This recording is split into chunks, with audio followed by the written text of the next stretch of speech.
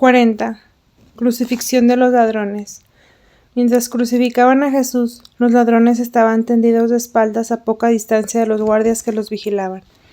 Los acusaban de haber asesinado a una mujer con sus hijos, que iban desde Jerusalén a Jope.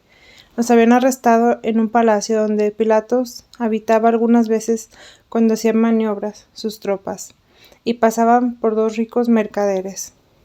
Habían estado mucho tiempo en la cárcel antes de su condenación.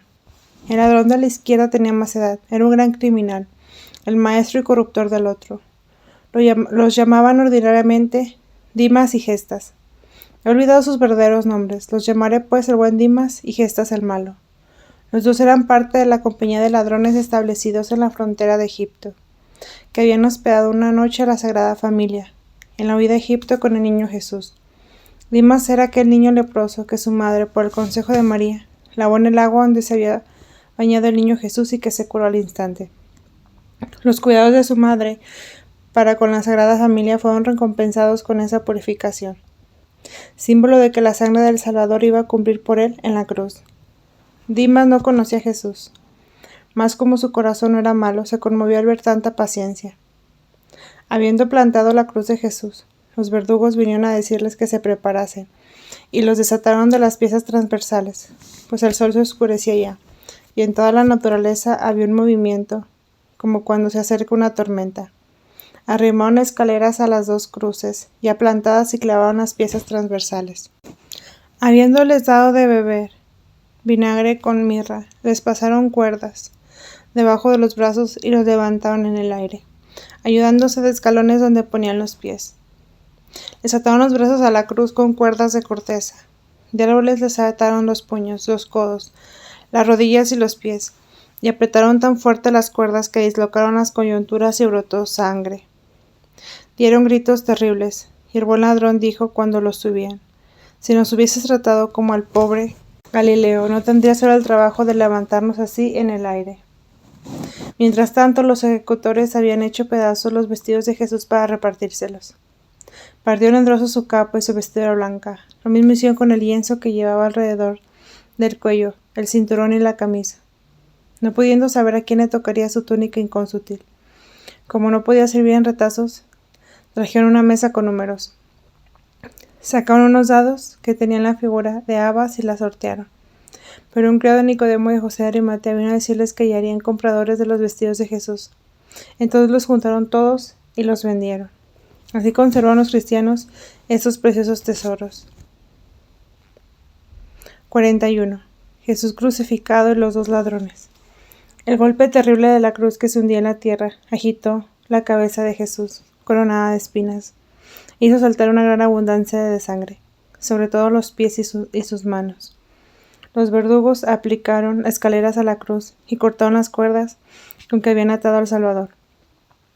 La sangre cuya circulación había sido interceptada por la posición horizontal y la comprensión de los cordeles, corrió con ímpetu de las heridas, y fue tal el padecimiento que inclinó la cabeza sobre el pecho, y se quedó como difunto 7 minutos.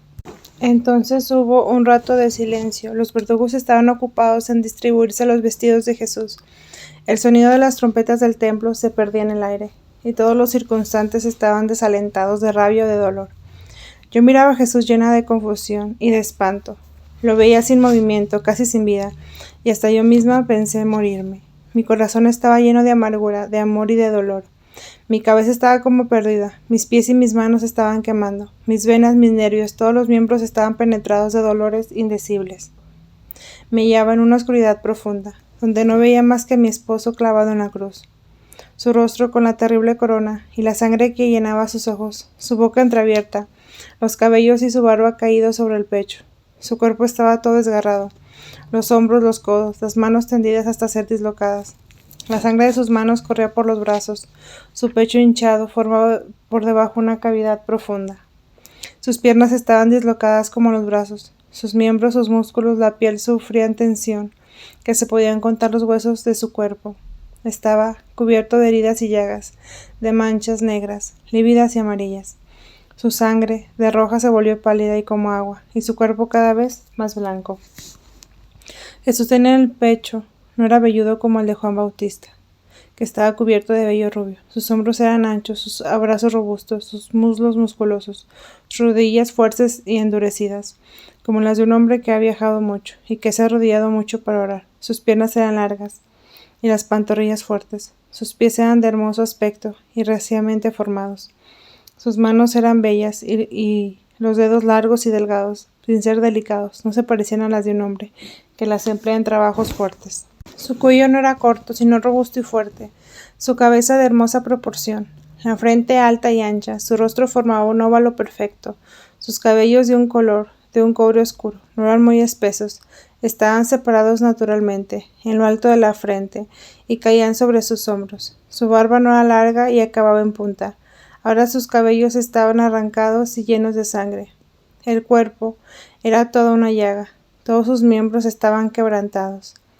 Entre las cruces de los ladrones y la de Jesús, había bastante espacio para que un hombre a caballo pudiese pasar. Estaban puestas un poco más abajo. Los ladrones sobre sus cruces presentaban un horrible espectáculo, sobre todo en el de la izquierda, que tenía siempre en la boca las injurias y las imprecaciones. Las cuerdas con que estaban atados los hacían sufrir mucho. Su rostro era lívido, sus ojos enrojecidos se le saltaban del rostro. 42. Primera palabra de Jesús en la cruz. Habiendo crucificado a los dos ladrones y habiéndose repartido los vestidos de Jesús, los verdugos lanzaron nuevas imprecaciones contra él y se retiraron. Los fariseos pasaron también a caballo delante de Jesús. Le llenaron de ultrajes y se fueron. Los 100 soldados romanos fueron relevados por otros 50. Eso los mandaba Abinadab, árabe de nacimiento, bautizado después con el nombre de Setisfón. El segundo jefe se llamaba Casio y recibió después el nombre de Longinos. Llevaba con frecuencia los mensajes de Pilatos. Vinieron también 12 fariseos, 12 saduceos, 12 escribas y algunos ancianos que habían pedido inútilmente a Pilatos que mudase la inscripción de la cruz, y cuya rabia se había aumentado por la negativa del gobernador. Dieron la vuelta al llano a caballo y echaron a la Virgen que Juan llevó con las otras mujeres. Cuando pasaron delante de Jesús, se movieron desdeñosamente la cabeza diciendo: «Y viene embustero, destruye el templo y levántalo en 3 días. Ha salvado a otros y no puede salvarse a sí mismo. Si eres el Hijo de Dios, baja de la cruz. Si es el Rey de Israel, que baje de la cruz y creeremos en él». Los soldados hacían mofa también. Cuando Jesús se desmayó: «Este es el ladrón de la izquierda», dijo. Su demonio lo ha abandonado. Entonces el soldado puso la punta a un palo de esponja con vinagre y la arrimó a los labios de Jesús, que pareció probarlo. El soldado le dijo: «Si es el rey de los judíos, sálvate tú mismo». Todo eso pasó mientras que la primera tropa dejaba el puesto a la de Abinadab. Jesús levantó un poco la cabeza y dijo: «Padre mío, perdónalos, pues no saben lo que hacen». Jesús gritó: «Si tú eres Cristo, sálvate y sálvanos». Dimas, el buen ladrón, estaba conmovido de ver que Jesús pedía por sus enemigos. Cuando María oyó la voz de su hijo, nada pudo contenerla. Se precipitó hacia la cruz con Juan, Salomé y María Cleofás. El centurión no lo rechazó. Dimas, el buen ladrón, obtuvo en ese momento, por la oración de Jesús, una inspiración interior. Reconoció que Jesús y su madre lo habían curado en su niñez, y dijo con voz fuerte: «¿Cómo puedes injuriarlo cuando pide por vosotros? Se ha callado, ha sufrido pacientemente todas vuestras afrentas. Es un profeta, es nuestro rey, es el Hijo de Dios». Al oír esta representación de la boca de un miserable asesino sobre la cruz, se alzó un gran tumulto en medio de los circunstantes. Tomaron piedras para tirárselas, mas el centurión Abinadab no lo permitió. Mientras tanto, la Virgen Santísima se sintió fortificada con la oración de Jesús, y Dimas dijo a sus compañeros, que continuaban injuriando a Jesús: «¿No tienes temor de Dios, tú que estás condenado al mismo suplicio? Nosotros lo merecemos justamente. Recibimos el castigo de nuestros crímenes, pero éste no ha hecho ningún mal. Piensa en tu última hora y conviértete». Estaba iluminado y tocado con el alma. Confesó sus culpas a Jesús diciendo: «Señor, si me condenas serás con justicia, pero ten misericordia de mí». Jesús le dijo: «Tú sentirás mi misericordia». Dimas recibió en un cuarto de hora la gracia de un profundo arrepentimiento. Todo lo que acabo de contar sucedió entre las 12 y 12:30, pocos minutos después de la exaltación de la cruz, pero por pronto hubo un gran cambio en el alma de los espectadores, a causa del cambio producido en la naturaleza. Mientras hablaba el buen ladrón. 43. Eclipse del sol. Segunda y terceras palabras de Jesús. A las 10, cuando Pilatos pronunció la sentencia, cayó un poco de granizo. Después el cielo se aclaró, hasta las 12, en que vino una niebla rojiza que oscureció el sol. A la sexta hora, según el modo de contar de los judíos, que corresponde a las 12:30, hubo un eclipse milagroso del sol.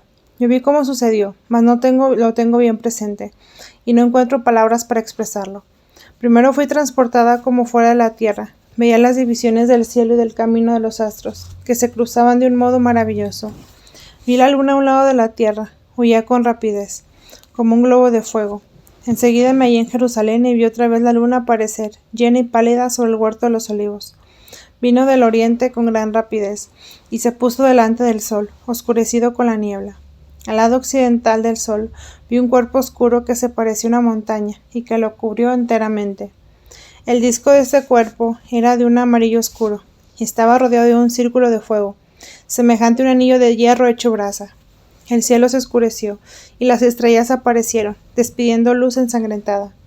Un terror general se apoderó de los hombres y de los animales. Los que injuriaban a Jesús bajaron la voz. Muchas personas se daban golpes de pecho diciendo: «Que su sangre caiga sobre sus verdugos». Muchos, de cerca y de lejos, se arrodillaban pidiendo perdón, y Jesús, en medio de sus dolores, volvió los ojos hacia ellos. Como las tinieblas se aumentaban y la cruz estaba abandonada, de todos, excepto de María, y de los más fieles amigos del Salvador. Dimas levantó la cabeza hacia Jesús, y con humilde esperanza le dijo: «Señor, acuérdate de mí cuando estés en tu reino». Jesús le dijo: «En verdad te digo que hoy estarás conmigo en el paraíso». La madre de Jesús, Magdalena, María de Cleofás y Juan estaban cerca de la cruz del Salvador mirándolo.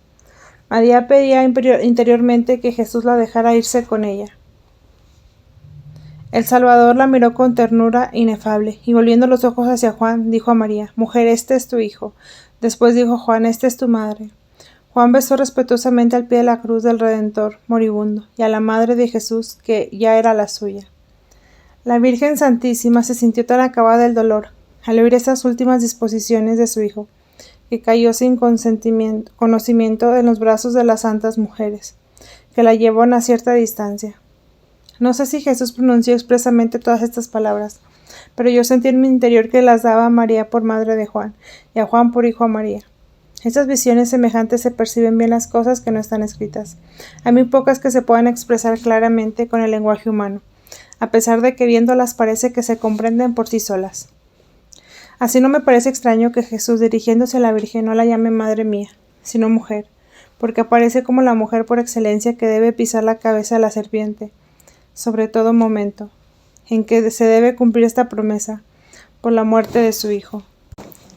También se siente que dándola por madre a Juan, la da por madre a todos los que creen en su nombre y se hacen hijos de Dios, que no han nacido de la carne, ni de la sangre, ni de la voluntad del hombre, sino de Dios.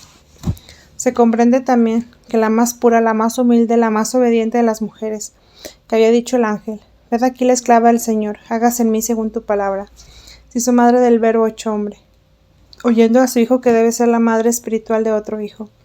Se ha repetido estas mismas palabras en su corazón, con una humilde obediencia, y ha adoptado por hijos suyos a todos los hijos de Dios, a todos los hermanos de Jesús. Es más fácil de sentir todo esto por gracia de Dios que expresarlo con palabras. Y entonces me acuerdo de lo que me ha dicho una vez mi Padre Celestial: todo está en los hijos de la Iglesia que creen, que esperan y que aman. 44. Estado de la ciudad del templo. Cuarta palabra de Jesús. Era poco más o menos la 1:30. Fui transportada a la ciudad para ver lo que pasaba. La hallé llena de agitación y de inquietud. Las calles estaban oscurecidas por una niebla espesa, y los hombres andaban a tientas. Muchos estaban tendidos por el suelo, con la cabeza descubierta, dándose golpes de pecho, y otros se subían a los tejados, miraban al cielo y se lamentaban. Los animales aullaban y se escondían, las aves volaban bajo y se caían. Yo vi que Pilatos fue a visitar a Herodes. Estaban ambos muy agitados, miraban al cielo desde la misma azotea donde, por la mañana, Herodes había visto a Jesús entregado a los ultrajes del pueblo. «Esto no es natural», se decían entre sí. «Seguramente se han excedido contra Jesús». Después los vi ir al palacio atravesando la plaza. Andaban deprisa e iban rodeados de soldados. Pilatos no volvió los ojos del estado de Gabata, donde había condenado a Jesús. La plaza estaba sola. Algunas personas entraban corriendo en sus casas y otras lo hacían llorando. Se veía formarse grupos. Pilatos mandó venir a su palacio a los judíos muy ancianos y les preguntó qué significaban aquellas tinieblas. Les dijo que él las miraba como un signo espantoso, que su Dios estaba irritado contra ellos porque habían perseguido de muerte al Galileo, que era ciertamente profeta y rey, que él se había lavado las manos, que era inocente. Mas ellos persistieron en su endurecimiento, atribuyendo todo lo que pasaba a causas que no tenían nada de sobrenatural, y no se convirtieron. Sin embargo, mucha gente se convirtió. También todos los soldados que estaban en el apresamiento de Jesús en el huerto de los olivos habían caído al suelo y se habían levantado. La multitud se reunía delante de la casa de Pilatos, y en el mismo sitio en que por la mañana habían gritado, que ya no esté, que se crucifique. Ahora gritaba, muera el juez inicuo, que su sangre caiga sobre sus verdugos. Pilatos tuvo que guardarse entre soldados. Esa miserable sin alma echaba la culpa a los judíos diciendo que no tenía ninguna parte en ello, que Jesús era profeta de ellos, y no suyo, que ellos habían querido su fin. El terror y la angustia llegaban en colmo al templo, se ocupaban en la inmolación del Cordero Pascual, cuando de pronto anocheció. La agitación y el terror les hacían dar gritos dolorosos. Los príncipes de los sacerdotes se esforzaron en mantener el orden y la tranquilidad. Encendieron todas las lámparas, pero el desorden se aumentaba cada vez más. Vi a Anás aterrorizado, correr de un rincón para otro. Quería esconderse. Cuando me encaminé para salir de la ciudad, las rejas de las ventanas temblaban, y sin embargo no había tormenta. La lombriguez aumentaba. Sobre el Gólgota las tinieblas produjeron una terrible impresión. Al principio los gritos, las imprecaciones, las actividades de los hombres ocupados en levantar las cruces, los lamentos de los dos ladrones, los insultos de los fariseos a caballo, las idas y venidas de los soldados, la marcha tumultuosa de los verdugos, habían disminuido su efecto. Después vinieron los reproches del buen ladrón a los fariseos y su rabia contra él. Pero conforme las tinieblas aumentaban, las circunstancias estaban más pensativos y se alejaban más de la cruz. Entonces fue cuando Jesús recomendó su madre a Juan, y María fue llevada desmayada a alguna distancia. Hubo un instante de silencio solemne. El pueblo se asustaba de la oscuridad. La mayor parte de él miraba al cielo. La conciencia se despertaba en algunos que volvían los ojos hacia la cruz, llenos de arrepentimiento, y se daban golpes de pecho. Los que tenían esos sentimientos se juntaban. Los fariseos, llenos de un terror secreto, querían explicárselo todo con razones naturales, pero hablaban cada vez más bajo, y acabaron por callarse. El disco del sol era un amarillo oscuro, como las montañas miradas a la claridad de la luna. Estaba rodeado de un círculo rojo. Las estrellas se veían y daban una luz ensangrentada. Las aves caían sobre el Calvario, y en las viñas circunvecinas los animales aullaban y temblaban, y los caballos y los asnos pertenecientes a los fariseos se apretaban los unos contra los otros, y metían la cabeza entre las piernas. La niebla lo cubría todo. La tranquilidad reinaba alrededor de la cruz, de donde todo el mundo se había alejado. El Salvador estaba absorto en el sentimiento de su profundo abandono, volviéndose a su Padre Celestial. Le pedía con amor por sus enemigos, oraba como en toda su pasión, repitiendo pasajes de los salmos que se cumplían en él. Vi ángeles a su alrededor, cuando la oscuridad se aumentó y la inquietud agitando las conciencias se extendió sobre el pueblo, un profundo silencio.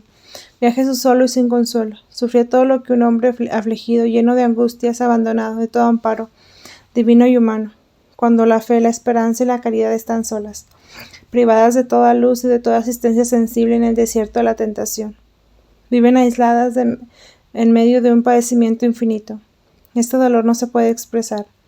Entonces fue cuando Jesús nos alcanzó la fuerza de resistir a los mayores torres del abandono, cuando todos los afectos que nos unen a este mundo y esta vida terrestre se rompen, y que al mismo tiempo el sentimiento de la otra vida se oscurece y se apaga.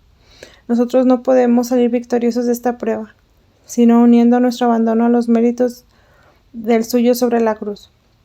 Jesús ofreció por nosotros su miseria, su pobreza, sus padecimientos y su soledad. Por eso el hombre, unido a Jesús en el seno de la Iglesia, no debe desesperar en la hora suprema, cuando todo se oscurece, cuando toda la luz y toda consolación desaparece. Ya no tenemos que bajar solos y sin protección en el desierto de la noche interior. Jesús ha echado en ese abismo del desamparo su propio abandono interior y exterior sobre la cruz, y así no lo ha dejado a los cristianos solos y abandonados en el oscurecimiento de toda consolación. Ya no hay para los cristianos ni soledad ni abandono, ni desesperación al acercarse la hora, pues Jesús, que es la luz, el camino y la verdad, ha bajado por ese tenebroso camino, llevándolo de bendiciones y ha plantado en él su cuerpo para desvanecer sus espantos. Jesús desamparado, pobre y desnudo, se ofreció él mismo como el amor, convirtió su abandono en un rico tesoro, pues ofreció él en su vida y sus trabajos, su amor, sus padecimientos, y en el doloroso sentimiento de nuestra ingratitud. Hizo su testamento delante de Dios, y dio todos sus méritos a la Iglesia y a los pecadores. No olvidó a nadie, habló de todos en su abandono, pidió también por los heréticos que dicen que como Dios no han sentido los dolores de su pasión, que no sufrió los que hubiera padecido un hombre en el mismo caso. En su dolor nos mostró su desamparo con un grito, y permitió a todos los afligidos que reconocen a Dios por su Padre, y un quejido filial de confianza a los tres. Jesús gritó en alta voz, Elí, Elí, lama sabactani, que significa, Dios mío, ¿por qué me has abandonado? El grito de nuestro Señor interrumpió el profundo silencio que reinaba alrededor de la cruz. Los fariseos se volvieron hacia él, y uno de ellos dijo, llama a Elías. Otro dijo, veremos si Elías viene a socorrerlo.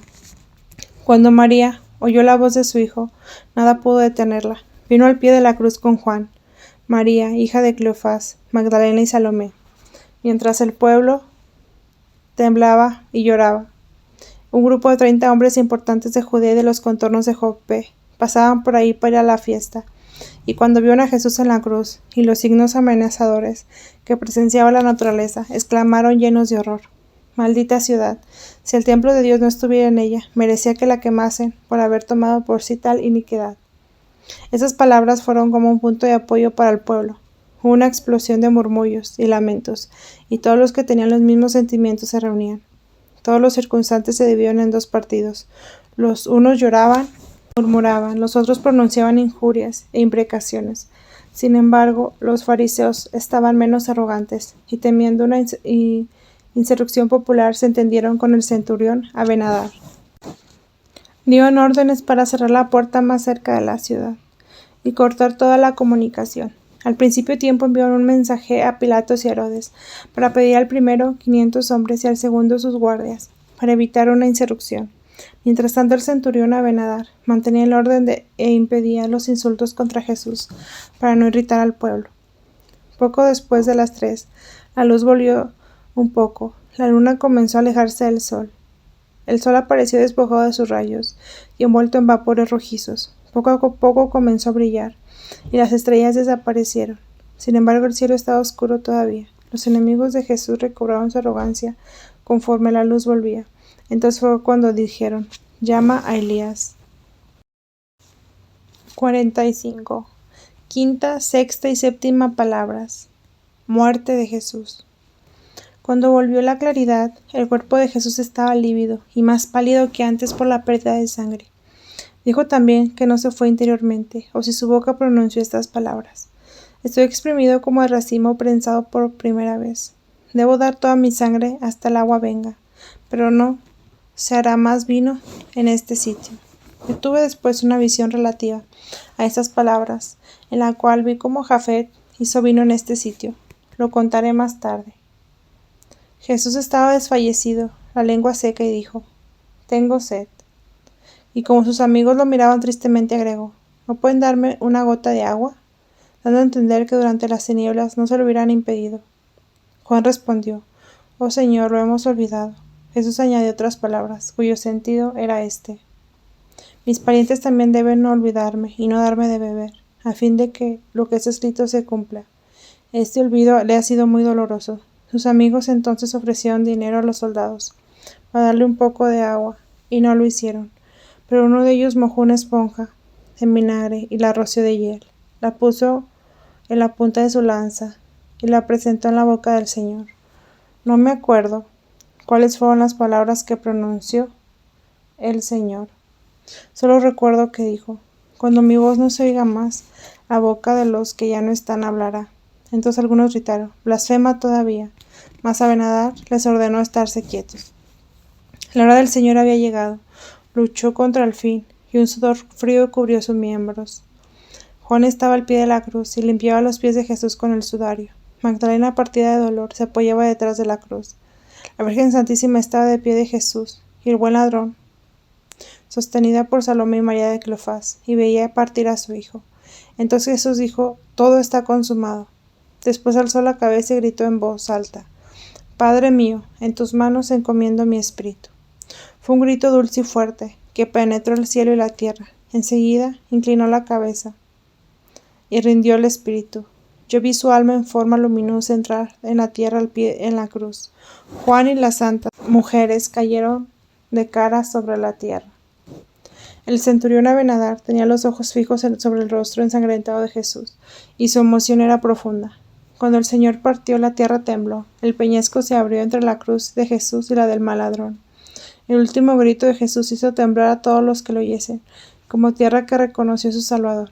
Sin embargo, el corazón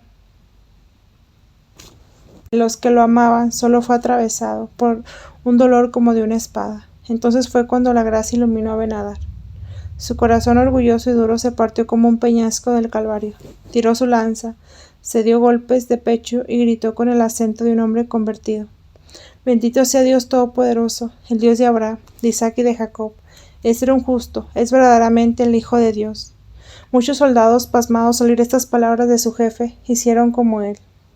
Abenadar, hecho un hombre nuevo, habiendo rendido el homenaje al Hijo de Dios, no quería estar más al servicio de sus enemigos. Dio su caballo y su lanza a Casio, el segundo oficial, llamado luego Longinos, que tomó el mando. Después dijo algunas palabras a los soldados y bajó del Calvario. Se fue por el valle de Guión, hacia las rutas del valle de Hinnom, donde estaban escondidos los discípulos. Les anunció lo del Salvador y se volvió a ciudad a la casa de Pilatos.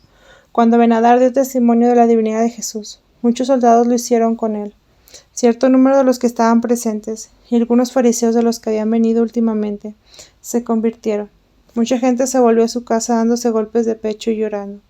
Otros rasgaban sus vestidos y se echaban tierra en la cabeza. Todo estaba lleno de estupefacción y de espanto. Juan se levantó. Algunas de las santas mujeres que habían estado retiradas llevaron a la Virgen a poca distancia de la cruz.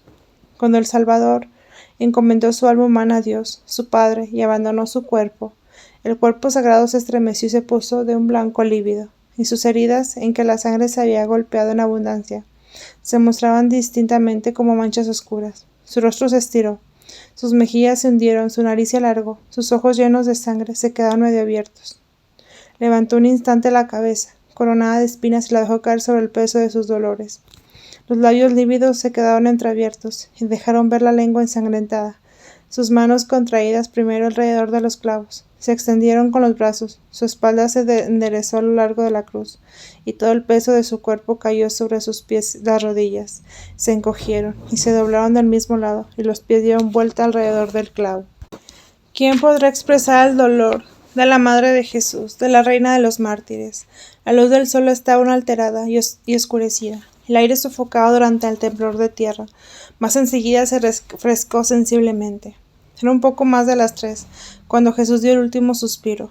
Cuando el terremoto pasó, algunos fariseos recobraron su audacia, se acercaron a la abertura del peñasco del Calvario, tiraron piedras y quisieron medir su profundidad con cuerdas. No pudiendo hallar en el fondo, se volvieron pensativos, advirtieron con inquietud lo del pueblo, y se bajaron del Calvario.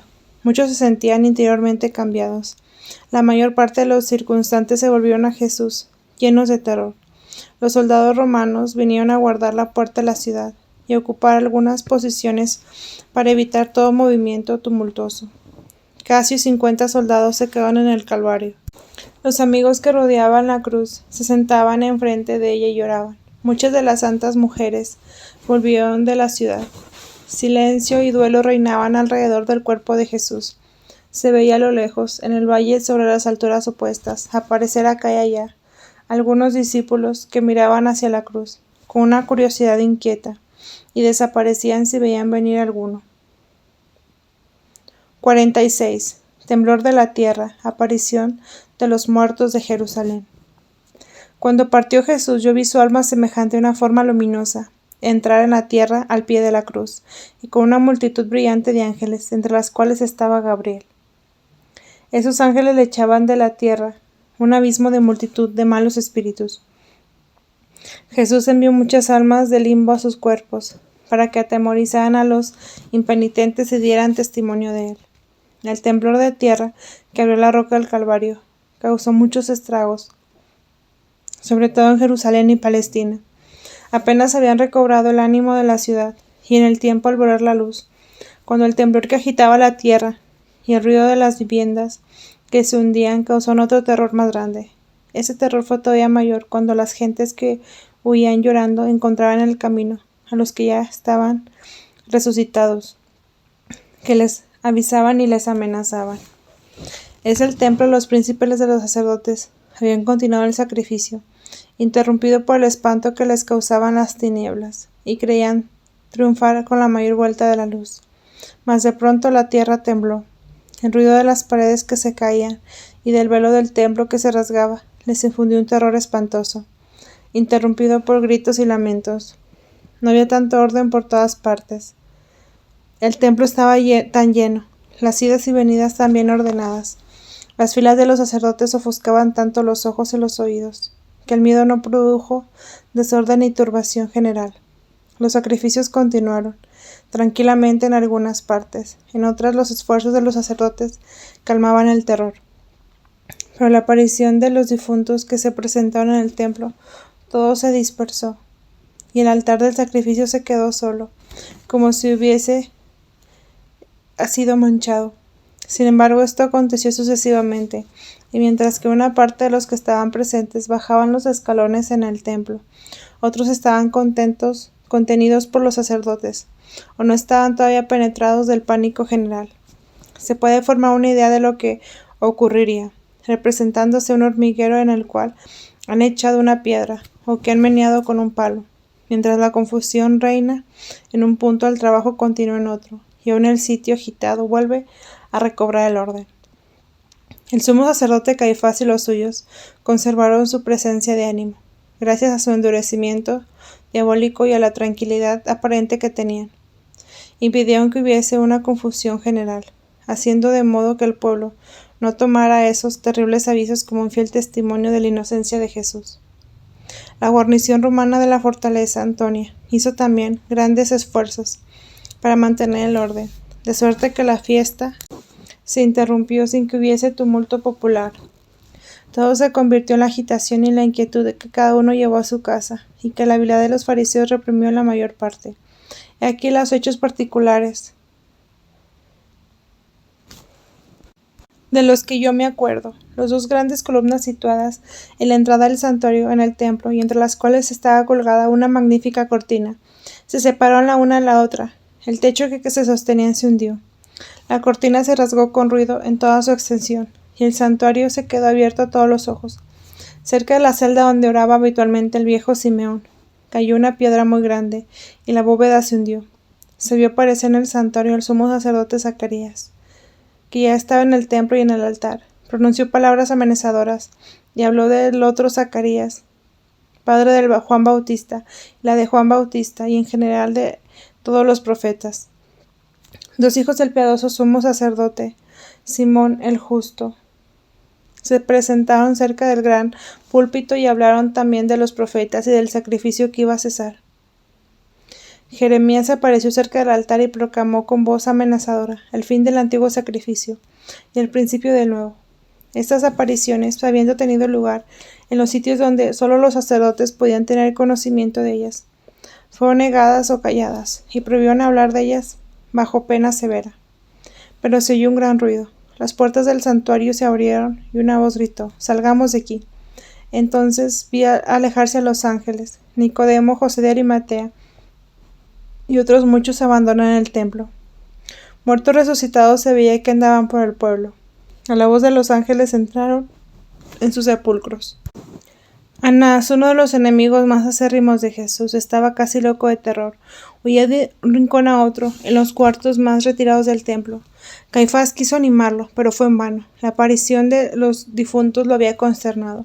Caifás, aunque lleno de terror, estaba tan poseído del demonio del orgullo y de la obstinación, que no dejaba ver nada de lo que sentía, y oponía un frente de hierro a los signos amenazadores de la ira divina.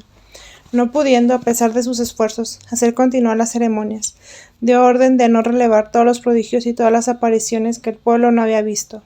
Dijo y mandó decir a los otros sacerdotes que por estos signos de la ira del cielo habían sido ocasionados los partidarios del Galileo, que se habían presentado en el templo manchados, que muchas veces provenían los sortilegios de este hombre, que en su fin, como en su vida, había agitado el reposo del templo.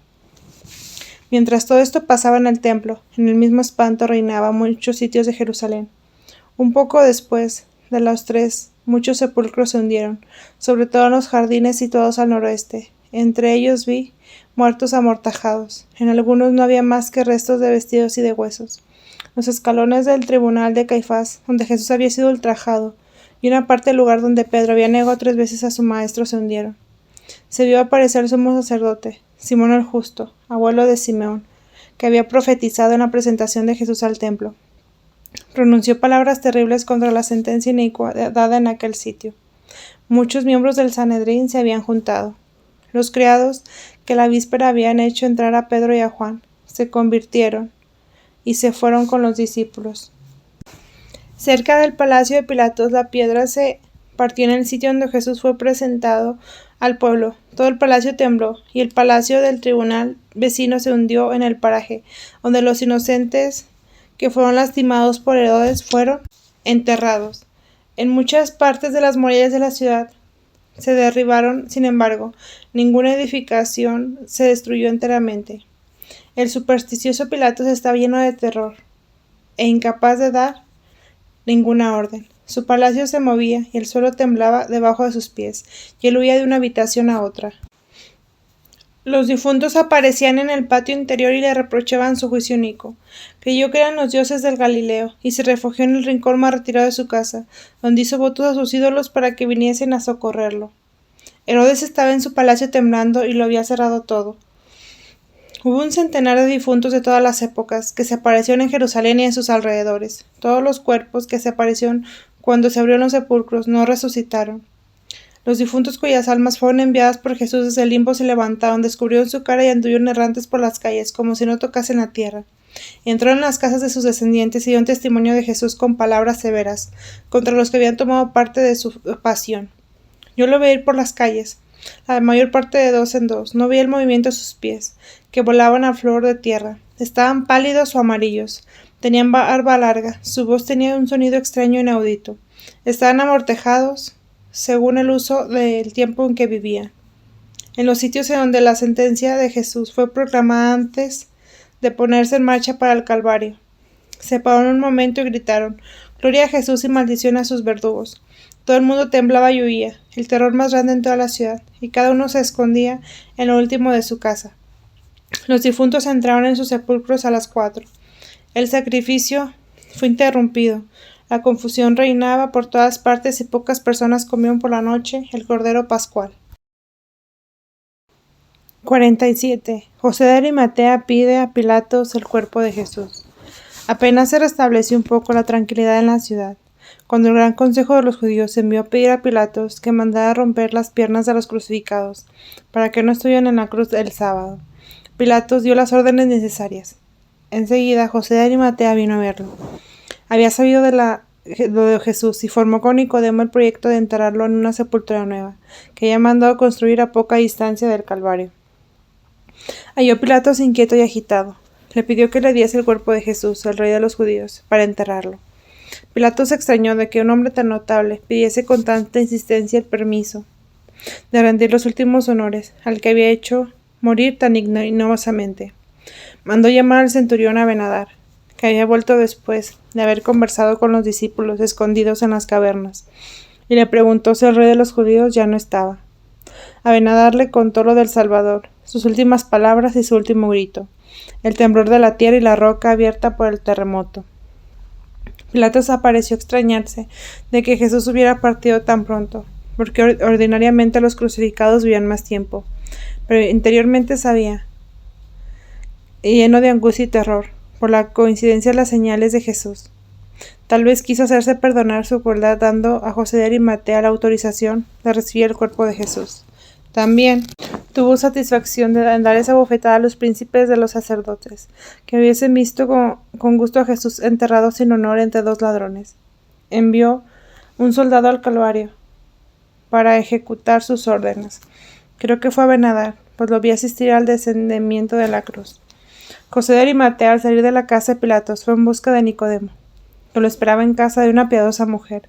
Esta casa estaba situada en una calle ancha, cerca de la callejuela donde nuestro Señor fue cruelmente ultrajado, al principio del camino a la cruz. Esta mujer vendía hierbas aromáticas, y Nicodemo le había comprado lo que era necesario para embalsamar el cuerpo de Jesús. José fue a comprar una lujosa sábana. Sus criados tomaban en un portal cerca de la casa de Nicodemo escaleras, martillos, clavos y jarros llenos de agua, esponjas y pusieron los más pequeños en estos objetos, sobre unas angarillas, semejantes a aquellas en que los discípulos de Juan Bautista pusieron su cuerpo cuando lo sacaron en la forma de Maqueronte. 48. Abertura del costado de Jesús. Muerte de los ladrones. Mientras tanto, el silencio y duelo reinaban sobre el Gólgota. El pueblo atemorizado se había dispersado. María, Juan, Magdalena, María, hija de Cleofás y Salomé, estaban en pie, sentados enfrente de la cruz, la cabeza cubierta y llorando. Algunos soldados estaban recostados sobre el terraplén que rodeaba la llanura. Casio a caballo iba de un lado a otro. El cielo estaba oscuro y la naturaleza parecía enlutada. Pronto llegaron 6 alguaciles con escaleras asadas, cuerdas y barras de hierro, para romper las piernas a los crucificados. Cuando se acercaron a la cruz, los amigos de Jesús se apartaron un poco, y la Virgen Santísima temía que ultrajasen aún el cuerpo de su Hijo. Apoyaron sus escaleras a la cruz para asegurarse de que Jesús ya no estaba vivo. Habiendo visto que el cuerpo estaba frío y rígido, lo dejaron cubierto a las cruces de los ladrones. 2 alguaciles le rompió los brazos por encima y por debajo de los costados con sus martillos, y otro le rompió las piernas y los muslos. Gestas daba gritos horribles. Le pegó 3 golpes sobre el pecho para acabarlo de matar. Dimas dio un lamento y murió. Fue el primero de los mortales que volvió a ver a su Redentor. Desataron las cuerdas, dejaron caer los cuerpos al suelo, los arrastraron hacia el bajo que había entre el Calvario y las murallas de la ciudad. Ahí los enterraron. Los verdugos dudaban todavía de que Jesús había partido, y el modo horrible que habían quebrado los miembros de los ladrones. Hacían temblar a las santas mujeres por el cuerpo del Salvador. Más el oficial inferior, casi hombre de 25 años, muy activo, cuya vista endeble y cuyos ojos viscos provocaban la mofa de sus compañeros, recibió una inspiración súbita. La ferocidad bárbara de los verdugos, las angustias de las santas mujeres y el ardor grande que originó con el de la divina gracia le hicieron cumplir una profecía. Empujó su lanza y dirigió su caballo hacia la elevación donde estaba la cruz. Se paró entre la cruz del buen ladrón y la de Jesús, tomando su lanza con ambas manos. La clavó con tanta fuerza en el costado derecho del Señor, que la punta atravesó el corazón, un poco más abajo del pulmón izquierdo. Cuando la retiró, salió de la herida una cantidad de sangre y agua que se llenó su cara como un baño de salvación y de gracia. Se apeó y se arrodilló, se dio golpes de pecho y aceptó a Jesús en alta voz. La Virgen Santísima y sus amigas, cuyos ojos estaban siempre fijos sobre Jesús, vieron con inquietud la acción de este hombre, y se precipitaron hacia la cruz dando gritos. María cayó en los brazos de las santas mujeres, como si la lanza hubiese atravesado su propio corazón, mientras que Casio de rodillas alababa a Dios, pues los ojos de su cuerpo y de su alma se habían curado y abierto a la luz. Todos estaban conmovidos profundamente a la vista de la sangre del Salvador, que había corrido a un hoyo de peña, al pie de la cruz. Casio, María, las santas mujeres y Juan recogieron la sangre y el agua en frascos y limpiaron el suelo con paños. Casio, que había recobrado toda la plenitud de su vista, estaba en humilde contemplación. Los soldados, sorprendidos del milagro que se había operado en él, se hincaron de rodillas dándose golpes de pecho, y aceptaron a Jesús. Casi bautizado con el nombre de Longinos, predicó la fe como diácono, y llevó siempre a Jesús la sangre sobre sí. Se había secado y se halló en su sepulcro en Italia, en una ciudad a poca distancia del sitio donde vivió Santa Clara. Hay un lago con una isla cerca de esta ciudad. El cuerpo de Longinos debe haber sido transportado a ella. Los alguaciles, que mientras tanto habían recibido orden de Pilatos de no tocar el cuerpo de Jesús, no volvieron. Todo esto pasó cerca de la cruz, un poco después de las 4, mientras José de Arimatea y Nicodemo buscaban lo que era necesario para la sepultura de Jesús. Pero los criados de José, habiendo venido a limpiar el sepulcro, anunciaron a los amigos de Jesús que su amo iba a reclamar el cuerpo para ponerlo en un sepulcro nuevo. Entonces Juan volvió a la ciudad con las santas mujeres, para que María pudiera reparar un poco de fuerzas y también llevar algunas cosas necesarias para el entierro. La Virgen Santísima tenía una pequeña habitación en las edificaciones contiguas al cenáculo. No entraron por la puerta inmediata al Calvario, porque estaba cerrada y guardada al interior por los soldados que los fariseos habían puesto, sino por la meridional que conduce a Belén. 49. Algunas localidades de la antigua Jerusalén. Ponemos aquí algunas descripciones de lugares que hemos coordinado según los detalles dados por la hermana Ana Catalina de Merich diferentes veces. Sigue la descripción del sepulcro y del jardín de José de Arimatea, para no interrumpir la historia del entierro del Señor. La primera puerta situada al oriente de Jerusalén, al mediodía, al ángulo suroeste del templo, en la que conduce el barrio de Ofel. La puerta de las ovejas está al norte del ángulo noreste del templo. Entre estas dos puertas hay otra que conduce a algunas calles situadas al oriente del templo, habitadas la mayor parte por picadreros y otros artesanos. Las casas que se componen se apoyan en los cimientos del templo y pertenecen casi todas a Nicodemo, que las ha hecho construir, y casi todos estos artesanos trabajan para él. Nicodemo ha hecho construir nuevamente una hermosura puerta que conduce a esas calles, y que se llama la Puerta de Moría. Se acaba de construir y Jesús entró por ella a la ciudad el Domingo de Ramos. Así entró por la puerta nueva de Nicodemo, por donde nadie había pasado, y fue enterrado en el sepulcro nuevo de José de Arimatea, donde no había reposado todavía nadie. Esta puerta fue tapiada posteriormente. Hay una tradición que dice que los cristianos deben de entrar otra vez por ella en la ciudad. Ahora hay todavía de ese lado una puerta tapiada con un muro, que los turcos llaman la Puerta de Oro. El camino que va al occidente, saliendo de la Puerta de las Ovejas, pasa entre el lado noreste del monte Sión y el Calvario.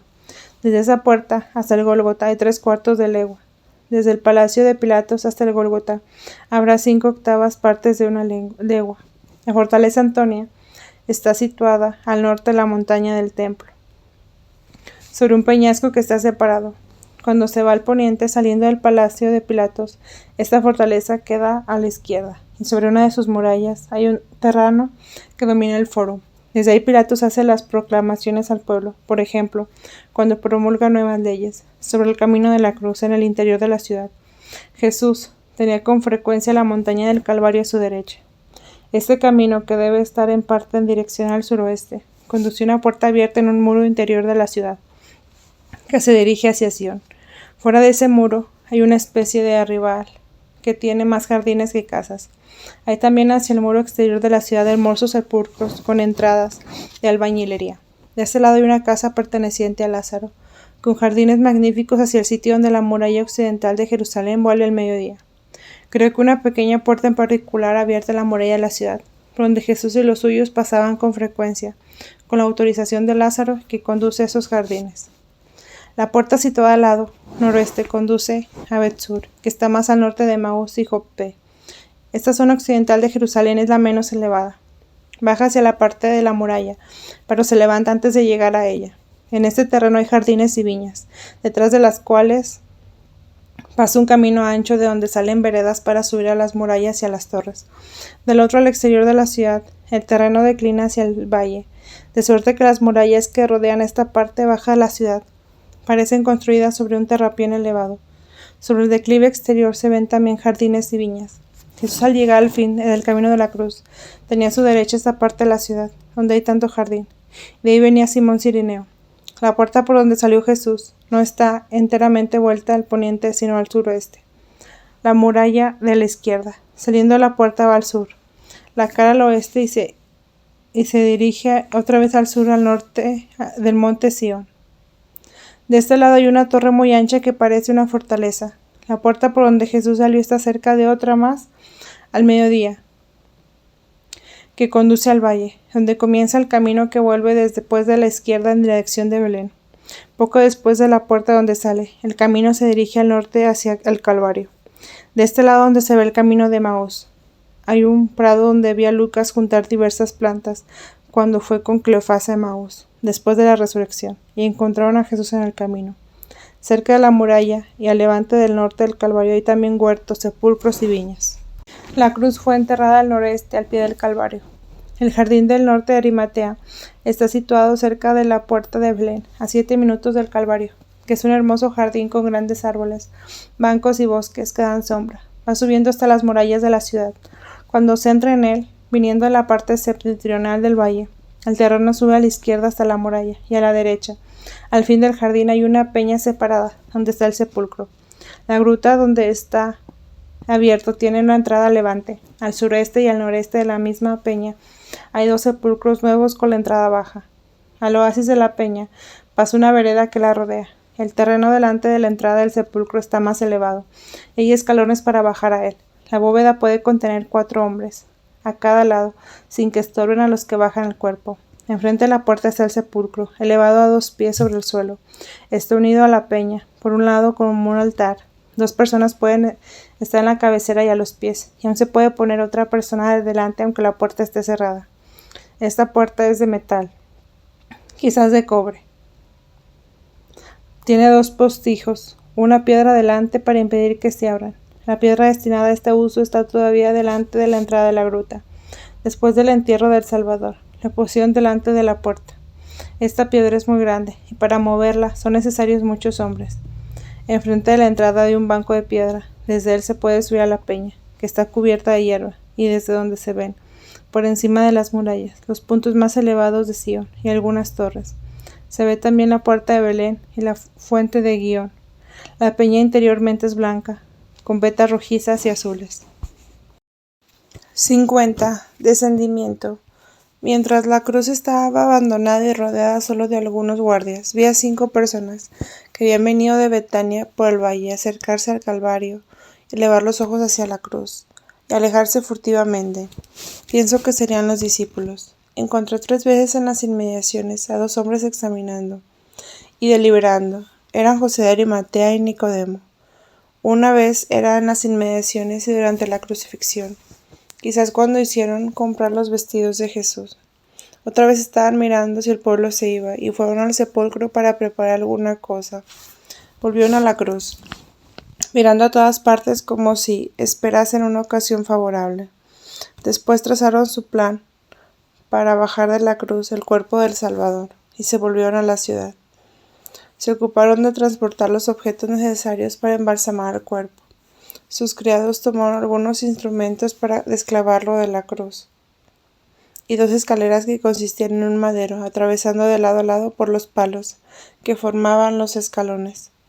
Había ganchos que se podían colgar más arriba o más abajo, y que serían para fijar las escaleras o para colgar lo que no necesitarían en su trabajo. Nicodemo había comprado 100 libras de raíces, que equivalen a 37 libras de nuestro peso, como me fue explicado. Llevaba esos aromas en pequeños corchos colgados del cuello sobre el pecho. En uno de esos corchos había unos polvos. Tenían algunos paquetes de hierbas en sacos de pergamino o de cuero. José también llevó una caja de un ungüento, no sé de qué sustancia. En fin, los criados deben llevar sobre unas angarillas jarros, botas, esponjas y herramientas. Llevaron fuego en el árbol cerrado. Los criados salieron de la ciudad antes que sus amos, y por otra puerta, quizás la de Betania, y después se dirigieron hacia el Calvario. Pasaban por delante de la casa donde la Virgen, Juan y las santas mujeres habían venido a llevar diversas cosas para embalsamar el cuerpo de Jesús. Juan y las santas mujeres siguieron a los servidores a poca distancia. Había 5 mujeres, algunas llevaban debajo de los mantos un grueso paquete de tela.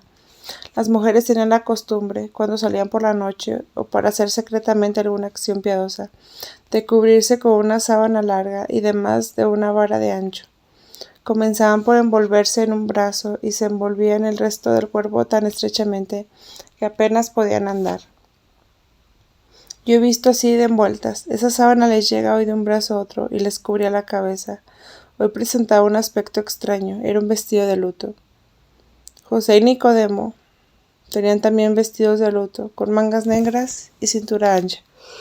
Sus capas que se les habían puesto en la cabeza eran anchas, largas y de color pardo. Les servían para tapar lo que llevaban. Se dirigían hacia la puerta que conduce al Calvario. Las calles estaban desiertas. El terror general hacía que cada uno estuviese encerrado en su casa. La mayor parte comenzaban a arrepentirse. Muy pocos atendían a la fiesta. Cuando José y Nicodemo llegaron a la puerta, la hallaban cerrada, y todo alrededor el camino y las calles, lleno de soldados. Eran los mismos soldados que los fariseos habían pedido porque temían una insurrección popular. Los conservaban en alerta por toda la ciudad. José presentó una orden firmada por Pilatos para que le dejasen pasar libremente. Los soldados se alegraron, mas le dijeron que habían querido abrir muchas veces la puerta sin poderlo conseguir, que sin duda en el terremoto se había desnivelado por alguna parte, que por esa razón los alguaciles encargados de romper las piernas a los crucificados habían tenido que pasar por otra puerta. Pero cuando José y Nicodemo tomaron el cerrojo, la puerta se abrió sola, dejando a todos atónitos. El cielo estaba todavía oscuro y nebuloso. Cuando llegaron al Calvario, se encontraron con sus criados y las santas mujeres, que lloraban enfrente de la cruz. Casi muchos soldados que se habían convertido estaban a cierta distancia, tímidos y respetuosos. José y Nicodemo contaron a la Virgen y a Juan todo lo que habían hecho para librar a Jesús de ignominiosa fin, como habían obtenido que no rompiesen los huesos al Señor, y como la profecía se había cumplido. Hablaron también de la lanzada de Casio. Cuando llegó el centurión, Abenadar comenzó en medio de la tristeza y del recogimiento, la obra piadosa al descendimiento de la cruz y de embalsamar el sacrísimo cuerpo del Señor. La Virgen Santísima y Magdalena estaban sentadas al pie de la cruz, a la derecha, entre la cruz de Dimas y la de Jesús. Las otras mujeres estaban ocupadas en preparar los paños, los aromas de agua, las esponjas y los vasos. Casio se acercó también y contó a Abenadar el milagro de la curación de sus ojos.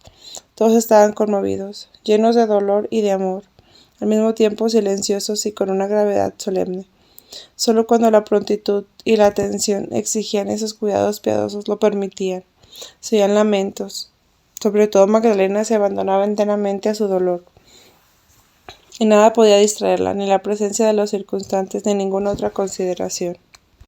Nicodemo y José pusieron las escaleras detrás de la cruz y subieron en una sábana, a la cual estaban atadas 3 correas. Ataron el cuerpo de Jesús por debajo de los brazos y de las rodillas a la cruz, y fijaron los brazos atados por la muñeca. Entonces sacaron los clavos, empujándolos por detrás, apoyando un hierro en la punta. Las manos de José no se movieron mucho a pesar de los golpes, y los clavos salieron fácilmente de las llagas, porque estaban abiertos mucho con el peso del cuerpo, y éste estaba ahora suspendido con las sábanas, no cargaba sobre los clavos. La parte inferior del cuerpo, que al fin del Salvador había cargado sobre las rodillas, reposaba en posición natural, sostenida por una sábana que estaba atada a los brazos de la cruz, mientras José sacaba el clavo izquierdo y dejaba el brazo envuelto caer despacio sobre el cuerpo. Nicodemo ataba el brazo derecho a la cruz, y también la cabeza coronada de espinas, que había inclinado sobre el hombro derecho. Entonces arrancó el clavo derecho y dejó caer despacio el brazo sobre el cuerpo. Al mismo tiempo el centurión, Abenadar, arrancaba con esfuerzo el clavo grande de los pies. Casio recogió religiosamente los clavos y los puso a los pies de la Virgen. Enseguida, José y Nicodemo pusieron las escaleras delante de la cruz, casi derechas y muy cerca del cuerpo. Desataron la correa de arriba y la colgaron a uno de los ganchos que estaban en las escaleras. Hicieron lo mismo con otras 2 correas y bajándolas del gancho en gancho descendieron despacio al santo cuerpo, hasta enfrente del centurión, que subido sobre un banco lo recibió en sus brazos por debajo de las rodillas y lo bajó, mientras José y Nicodemo, sosteniendo lo alto del cuerpo, bajaban escalón por escalón, con las mayores precauciones, como cuando se lleva el cuerpo de un amigo gravemente herido. Así el cuerpo del Salvador llegó hasta abajo.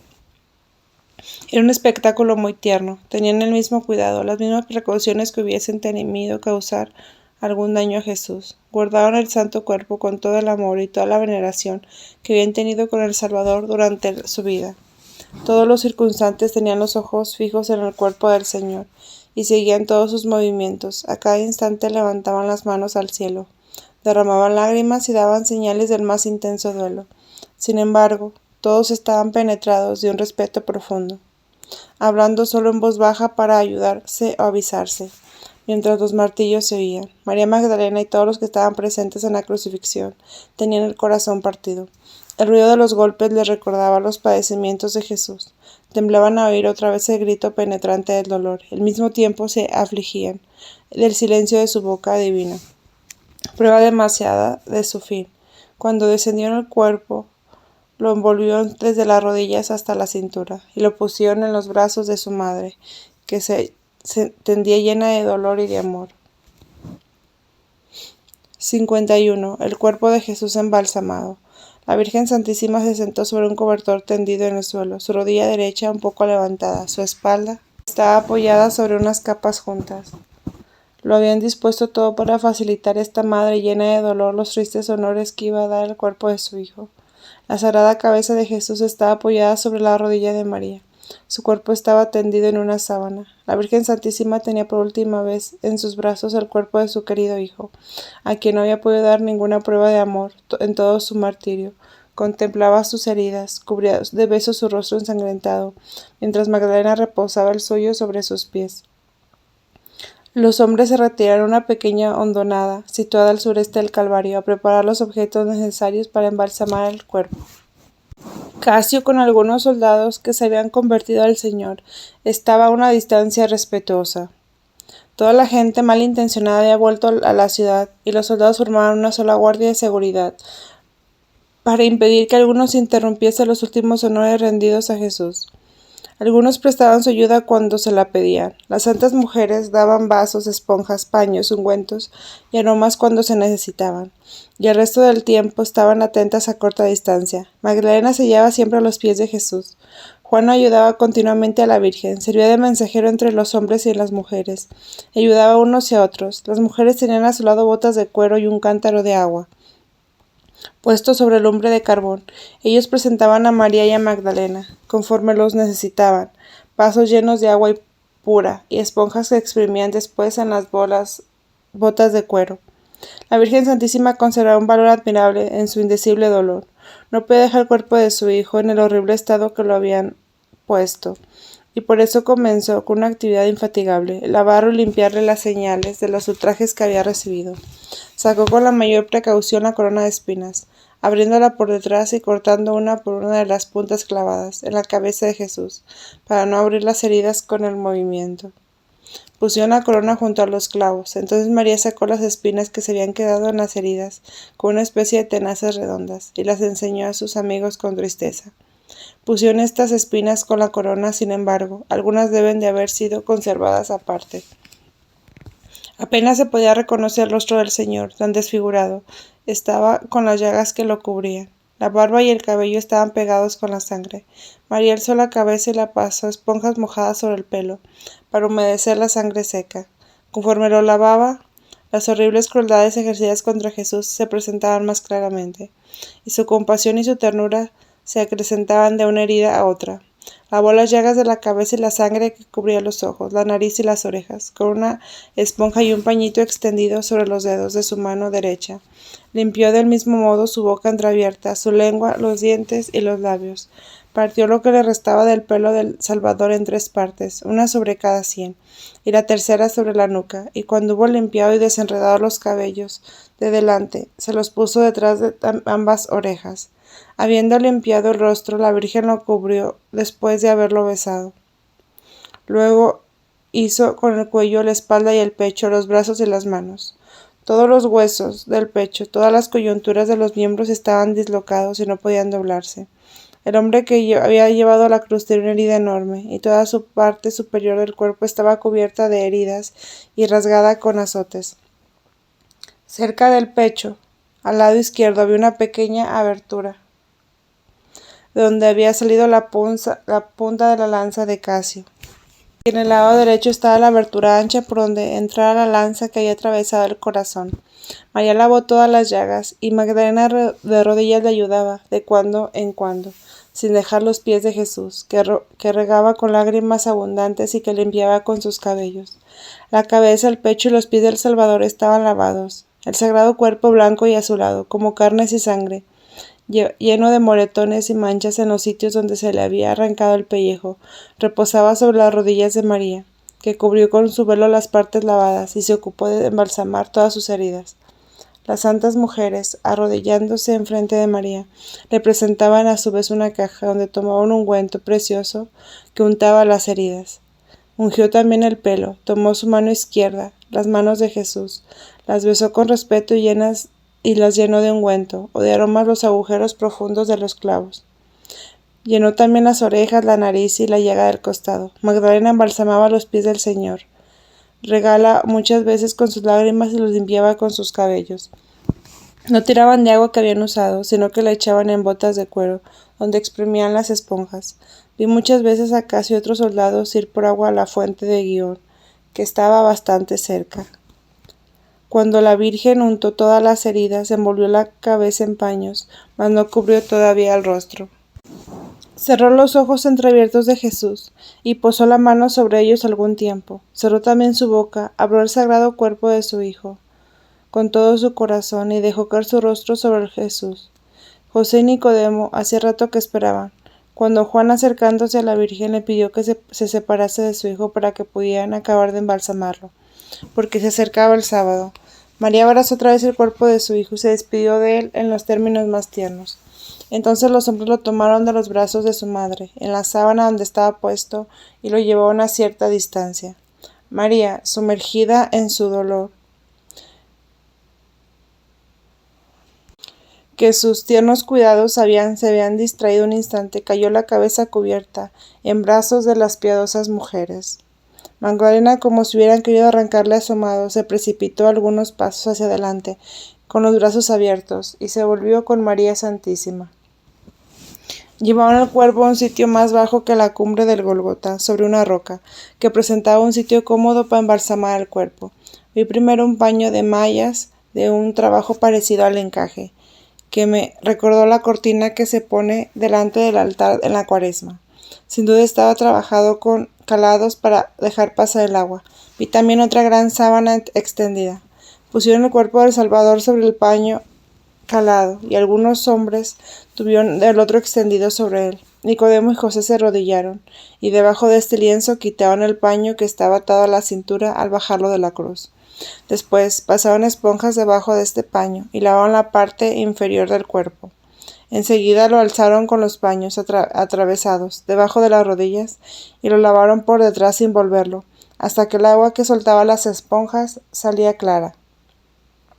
Entonces echaron el agua de mirra sobre todo el cuerpo, y manejándolo con respeto, lo extendieron a todo lo largo, pues se había quedado en la posición en que había fallecido, con las rodillas y el torso encogidos. Después colocaron debajo de sus hombros un paño de una vara de ancho y 3 de largo.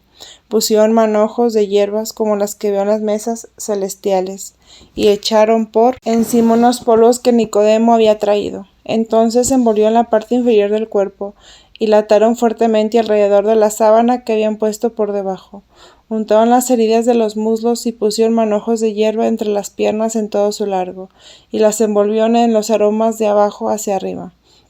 Entonces Juan llevó cerca del cuerpo a la Virgen y a las santas mujeres. María se arrodilló junto a la cabeza de Jesús, puso por debajo un lienzo muy fino que le había dado la mujer de Pilatos, y que llevaba ella alrededor de su cuello, debajo de su manto. Después, con ayuda de las santas mujeres, puso desde los hombros hasta el rostro manojos de hierbas, aromas y polvos odoríferos. Luego ató fuertemente este lienzo alrededor de la cabeza y de los hombros.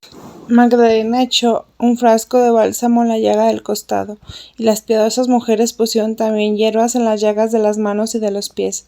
Enseguida los hombres envolvieron el resto del cuerpo en aromas, cruzaron los brazos sobre su pecho y apretaron la gran sábana blanca alrededor de su cuerpo hasta el pecho, como se envuelve a un niño, y ataron la venda alrededor de la cabeza y de todo el cuerpo. En fin, pusieron al Salvador en la gran sábana de 6 varas que habían comprado, José de Arimatea, y lo envolvieron colocándolo diagonalmente. Una punta de la sábana estaba doblada desde los pies hasta el pecho, y la otra sobre la cabeza y los hombros, las otras dos envueltas alrededor del cuerpo. Como todas rodeaban el cuerpo del Señor y se arrodillaban para despedirse de él, un milagro superó a sus ojos. El sagrado cuerpo de Jesús con sus heridas apareció representado sobre la sábana que lo cubría, como si hubiese querido recompensar su celo y su amor, y dejarle su retrato a través de los velos que lo cubrían. Abrazaron el cuerpo llorando y besaron con respeto su milagrosa efigie. Su asombro se aumentó cuando, alzando la sábana, vieron que todas las vendas que ataban el cuerpo estaban blancas como antes, y que la sábana superior había recibido solo la milagrosa efigie, no la marca de heridas echando sangre, pues todo el cuerpo estaba envuelto y cubierto de aromas. Era un retrato sobrenatural, un testimonio de la divinidad creadora que residía siempre en el cuerpo de Jesús. He visto muchas cosas relativas a la historia posterior de esta sábana, mas me sería imposible recordarlas. Después de la resurrección estuvo en poder de los amigos de Jesús. Cayó también 2 veces en manos de los judíos, y fue venerada más tarde en diferentes lugares. La he visto en Asia, en casa de cristianos no católicos. Se me olvidó el nombre de la ciudad, que está situada en un país cercano a la patria de los Reyes Magos.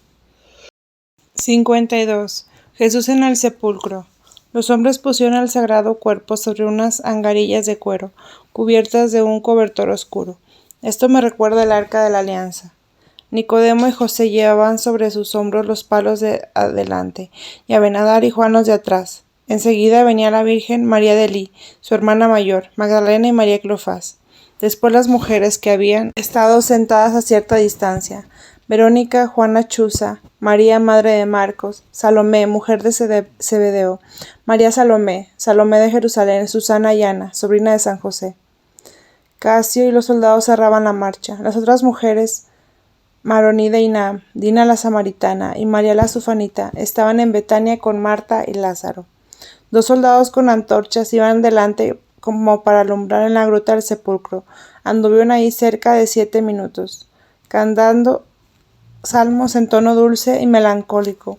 Vi sobre una altura del otro lado del valle a Santiago el Mayor, hermano de Juan, que lo veía pasar y que volvió a anunciar a los otros discípulos lo que había visto. Se pararon en la entrada del jardín de José, lo abrieron arrancando algunos palos, que sirvieron después de palancas para llevar la gruta, la piedra que debían tapar al sepulcro.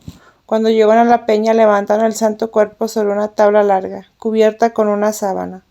La gruta, que estaba recientemente abierta, había sido barrida por los criados de Nicodemo. El interior estaba limpio y decoroso. Las santas mujeres se sentaron enfrente de la entrada. Los 4 hombres metieron el cuerpo del Señor. Llenaron de aromas una parte del sepulcro y extendieron una sábana, sobre la cual pusieron el cuerpo. Le mostraron otra vez su amor, con sus lágrimas y sus abrazos, y salieron de la gruta. Entonces entró la Virgen, que se sentó junto a la cabeza y lloró sobre el cuerpo de su hijo. Cuando salió de la gruta, Magdalena se precipitó en ella. Había juntado en el jardín flores y ramos que echó sobre Jesús. Cruzó las manos y besó llorando los pies de Jesús, pero habiéndole dicho los hombres que querían cerrar el sepulcro, se fue donde las otras mujeres, doblaron las puntas de la sábana sobre el cuerpo y pusieron la tapa de color oscuro y cerraron la puerta. Delante había 2 palos, uno horizontal y otro vertical, que formaban la cruz. La piedra destinada a cerrar el sepulcro, que estaba aún en la puerta de la gruta, tenía la forma de un cofre o de una piedra tumular. Era bastante grande para un hombre, pudiera extenderse a lo largo, muy pesada, y solo con palancas pudieron los hombres empujarla delante de la puerta del sepulcro. La primera puerta de la gruta era de ramas entretejidas. Todo lo que se hizo en la gruta fue con antorchas, porque la luz del día apenas penetraba. 53. Regreso al sepulcro. José de Arimatea preso.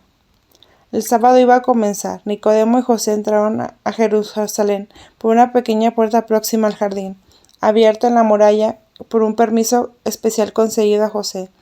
dijeron a la Virgen, a Magdalena y a Juan, algunas mujeres, que volvían al Calvario a orar, que hallarían esa puerta abierta siempre que llamaran, así como la del cenáculo. La hermana mayor de la Virgen, María de Elí, volvió a la ciudad con María, madre de Marcos y algunas otras mujeres. Los criados de José y Nicodemo volvieron al Calvario para recoger los objetos que habían dejado. Los soldados se juntaron con los que guardaban la puerta de la ciudad, vecina al Calvario, y Casio se fue a casa de Pilatos con la lanza. Le contó lo que había visto y le prometió una narración exacta, si le confiaba el mando de la guardia que los judíos pedirían para el sepulcro. Pilatos escuchó sus palabras con terror secreto, mas los trató como un supersticioso. José y Nicodemo encontraron en la ciudad a Pedro, a Santiago el mayor y a Santiago el menor. Todos lloraban. Pedro sobre todo sentía gran dolor, los abrazó y se acusó de no haber estado presente en lo que le había pasado al Salvador, y les dio las gracias por haberle dado sepultura. Se acordó que les abrirían las puertas del cenáculo cuando llamara, y se fue a buscar a otros discípulos dispersados en diversos sitios. Vi después a la Virgen Santísima y a sus compañeras entrar en el cenáculo. Abenadar fue también introducido y poco a poco la mayor parte de los apóstoles de los discípulos se juntaron en él. Las santas mujeres se reunieron en la parte donde habitaba la Virgen, tomaron algún alimento y pasaron todavía algún rato reunidos llorando y contando lo que habían visto. Los hombres se mudaron de vestido y los vi debajo de una lámpara para celebrar el sábado. Comían corderos en el cenáculo, pero sin hacer ninguna ceremonia, pues habían comido la víspera del cordero pascual. Todos estaban llenos de angustia y de tristeza. Las santas mujeres rezaron también con María debajo de una lámpara. En la noche Lázaro, la viuda de Naín, Dina la samaritana y María la sufanita vinieron de Betania, contaron de nuevo lo sucedido y derramaron lágrimas. José de Arimatea volvió tarde del cenáculo a su casa. Iba tristemente por las calles de Sion, acompañado de algunos discípulos y de algunas mujeres, cuando de pronto un tropel de hombres armados, emboscados en las inmediaciones del tribunal de Caifás, se echó sobre ellos, apoderándose de José, mientras sus compañeros huían dando gritos. Lo encerraron en una torre de la muralla cerca del tribunal. Caifás había encargado esta emboscada a los soldados paganos que no tenían que guardar el sábado. Su proyecto era dejarlo morir de hambre y no decir nada de su desaparición. Aquí se acaba el relato del día de la pasión del Salvador. Añadiremos algunos trozos relativos al sábado santo, al descendimiento a los infiernos y a la resurrección. 54. El nombre del Calvario. Meditando sobre el nombre del Gólgota, Calvario, lugar del cráneo, que tiene la peña donde Jesús fue crucificado, estuve en contemplación profunda sobre la serie de tiempos desde Adán hasta Jesús, y en la cual se me reveló el origen de ese nombre. He aquí de lo que me acuerdo. Yo vi a Adán después de la expulsión del paraíso, lloré en la gruta donde Jesús sudó sangre y agua sobre el huerto de los olivos. Vi cómo Seth fue prometido a Eva en la cueva del nacimiento de Jesús en Belén, y cómo nació en esa misma cueva. Vi a Eva meditar en las grutas donde después estuvo el monasterio esenio de Masfa, cerca de Hebrón.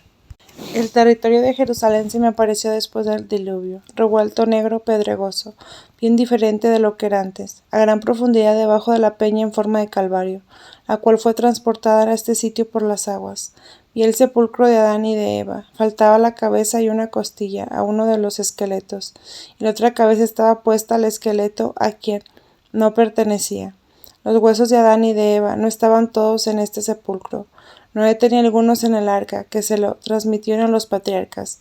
Noé y Abraham, cuando ofrecieron un sacrificio, lo ponían sobre el altar para recordar a Dios su promesa. Cuando Jacob dio a José su vestido de diversos colores, le dio también algunos huesos de Adán, para servirle de reliquias.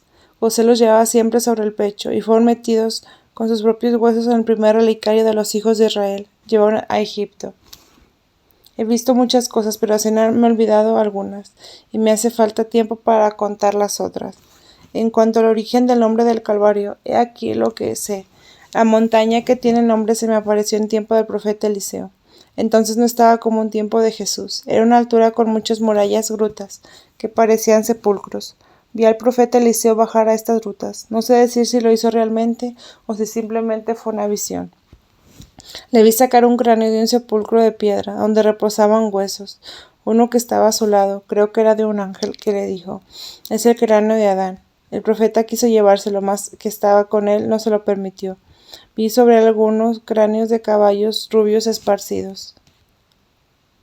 Supe también que habiendo contado el profeta que lo había sucedido, el sitio recibió el nombre de Calvario. En fin, yo vi que la cruz de Jesús estaba puesta verticalmente sobre el cráneo de Adán, y supe que este sitio era precisamente en medio de la tierra. Al mismo tiempo conocí los números y las medidas propias de todos los países, cada uno en particular, y la relación que tenían entre sí. He visto ese medio desde arriba, y como en un vuelo. Desde allí se ven más claramente que en un mapa los diversos países, las montañas, los desiertos, los mares y los ríos, los pueblos y los lugares más pequeños, los más cercanos como los más remotos. 55. La cruz y el lagar. Meditando sobre esta palabra o este pensamiento de Jesús sobre la cruz, estoy exprimido como el vino que se ha puesto aquí en el lagar por primera vez. Debo dar toda mi sangre hasta que venga el agua, mas no sé qué hará aquí el vino. Esto me fue explicado por una visión relativa al Calvario. Yo vi en una época posterior al diluvio ese terreno menos escabroso y menos estéril que de lo que fue después, entre viñas y prados. Vi al patriarca Jafet, un viejo alto, moreno, rodeado de inmensos rebaños, de una descendencia numerosa. Sus hijos y él tenían viviendas labradas en la tierra, y cubiertas con techos de hierbas y de flores. Alrededor había viñas y ensañaban sobre el Calvario, en presencia de Jafet, una nueva manera de hacer vino. También vi las antiguas maneras de preparar el vino. No me acuerdo más de lo siguiente. Primero se contentaban comiendo la uva, después la pisaban en tinas de piedra, con pilones y en grandes bates de madera. Esta vez había imaginado un nuevo lagar que se parecía a la Santa Cruz. Era un tronco de árbol vaciado y elevado verticalmente. Un saco de uva estaba colgado arriba, y sobre este saco había un pilón encima un peso, y de todos lados del tronco salían brazos que llegaban al saco por aberturas dispuestas a propósito, y que estrujaban la uva cuando lo movían bajando las extremidades. El mosto corría fuera del árbol por 5 aberturas y caía en una cuba de piedra. De ahí llegaba por un caño de corcho, untado de resina, a una especie de cisterna abierta en la peña, donde encerraron a Jesús antes de crucificarlo. Al pie del tronco, en la cueva de piedra, había una reja para no dejar pasar los tallos y las semillas que se ponían a un lado. Cuando alzaron el lagar, llenaron el saco de uvas, lo clavaron en lo alto, pusieron y maniobraron los brazos para hacer correr el vino. Todo esto me recordó la crucifixión, a causa de la semejanza del tronco y la cruz. Tienen una caña larga con una extremidad llena de puntas, de suerte que parecía una cabeza de cardo, y la pasaban por el tronco o por el conducto que se obstruía. Esto me recordó la lanza y la esponja. Había pellejos y corchos. Vi muchos hombres jóvenes que tenían un solo lienzo a la cintura, como Jesús, trabajando en el lagar. Jafet era muy viejo, tenía barba blanca y un vestido de pieles. Miraba con placer el nuevo lagar. Era una fiesta, sacrificando sobre el altar de piedra animales que corrían por la viña, asnillos, cabras y ovejas. No fue en este sitio en el que Abraham vino a sacrificar a Isaac. Fue quizás sobre el monte Moría. He olvidado muchas instrucciones relativas al vino, al vinagre y a los escobajos, a las diferentes distribuciones, a la derecha y a la izquierda. Lo siento, pues las menores cosas de esta materia tienen una profunda significación simbólica. Si Dios quiere que las dé a conocer, me las mostrará otra vez. 56. Extracto de una visión anterior. En una visión de última vez de la vida de Jesús, Ana Catalina de Merich vio 3 caldeos de cuyo lugar nombre se aparece Arciedor, donde esos paganos tenían una escuela de sacerdotes. Ir a visitar al Señor en Betania a casa de Lázaro. Y en otra ocasión había contado lo siguiente en su religión y en su templo. A poca distancia de ese templo había una pirámide con galerías donde observaban los astros, anunciaban el futuro por la marcha de los animales se interpretaban los sueños. Sacrificaban animales, pero siempre con horror a la sangre que dejaban caer al suelo. Tenían fuego consagrado y agua consagrada. Conservaban el zumo de una planta y panecitos consagrados, según el rito de su religión. Su templo, en forma ovalada, estaba lleno de imágenes de metal muy bien trabajadas. Tenían el presentimiento de una Madre de Dios. El objeto principal de su templo era un obelisco triangular. En uno de los 2 lados había una figura con pies de animales, que tenía en sus manos una bola, un aro, un manojito de hierbas, una manzana gruesa en el tallo y otras cosas. Su cara era como un sol con rayos, que tenía muchas telas, y significaba la producción y la conservación de la naturaleza. Su nombre era como Miter o Mitras. En el otro lado había una figura de animal con un cuerno, era un unicornio, y se llamaba Asfas o Aspas. Combatía con su cuerno contra un animal malo que estaba en su tercer lado. Este tenía una cabeza de lechuza, con un pie encorvado, 4 patas con uñas, 2 alas y una cola que se acababa como la de un escorpión. Se me ha olvidado su nombre, pero no me acuerdo fácilmente de esos nombres antiguos. Los confundo uno con otro y solo puedo indicar a qué se parecen. Al ángulo de la columna, encima de los 2 animales que se reñían, había una estatua que debía representar la madre de todos los dioses. Su nombre era como Alba o Albas. La llamaban también granero lleno de trigo. Y salía de su cuerpo un haz de espigas. Su cabeza estaba agachada, pues llevaba colgada al cuello un cántaro de vino. Tenía un lema que decía: el trigo se debe volver al pan, la uva se debe volver al vino, para mantener todas las cosas. Encima de esta figura había una especie de corona, y sobre la columna 2 letras que me parecían una O y una W, quizás alfa y omega. Pero lo que más me admiró en el templo fue el altar de metal, con un jardincito redondo, cubierto de un enrejado de oro, y debajo de él se veía la figura de una virgen. En medio había una fuente compuesta de muchos estanques sellados, junto uno al otro, y delante de ella una cepa verde, con un hermoso racimo rojo, que entraba en un lagar, cuya forma me recordó la de la cruz. En la punta de un tronco hueco había un embudo ancho, cuya extremidad llevaba un saco de uvas. Sobre el saco había 2 brazos móviles, que entraban en el árbol por los lados y trituraban las uvas, cuyo zumo corría por aberturas. El jardincito redondo tenía 5 o 6 pies de diámetro. Estaba lleno de flores, de arbustos y de frutas, todos bien cuidados y con una significación profunda. La representación profética de la salvación futura había sido hecha muchos siglos antes por los sacerdotes de ese pueblo, según lo que habían aprendido por la observación de los astros. Habían visto también esta representación sobre la escalera de Jacob. Habían visto igualmente otras figuras proféticas de la Madre de Dios, pero mezcladas con otras tradiciones no comprendidas. Poco tiempo antes habían sabido la significación del huerto cerrado y de la fuente sellada. Se les había revelado que Jesús era cepa, cuyo sangre debía regenerar el mundo, el grano de trigo, que puesto en la tierra debía resucitar.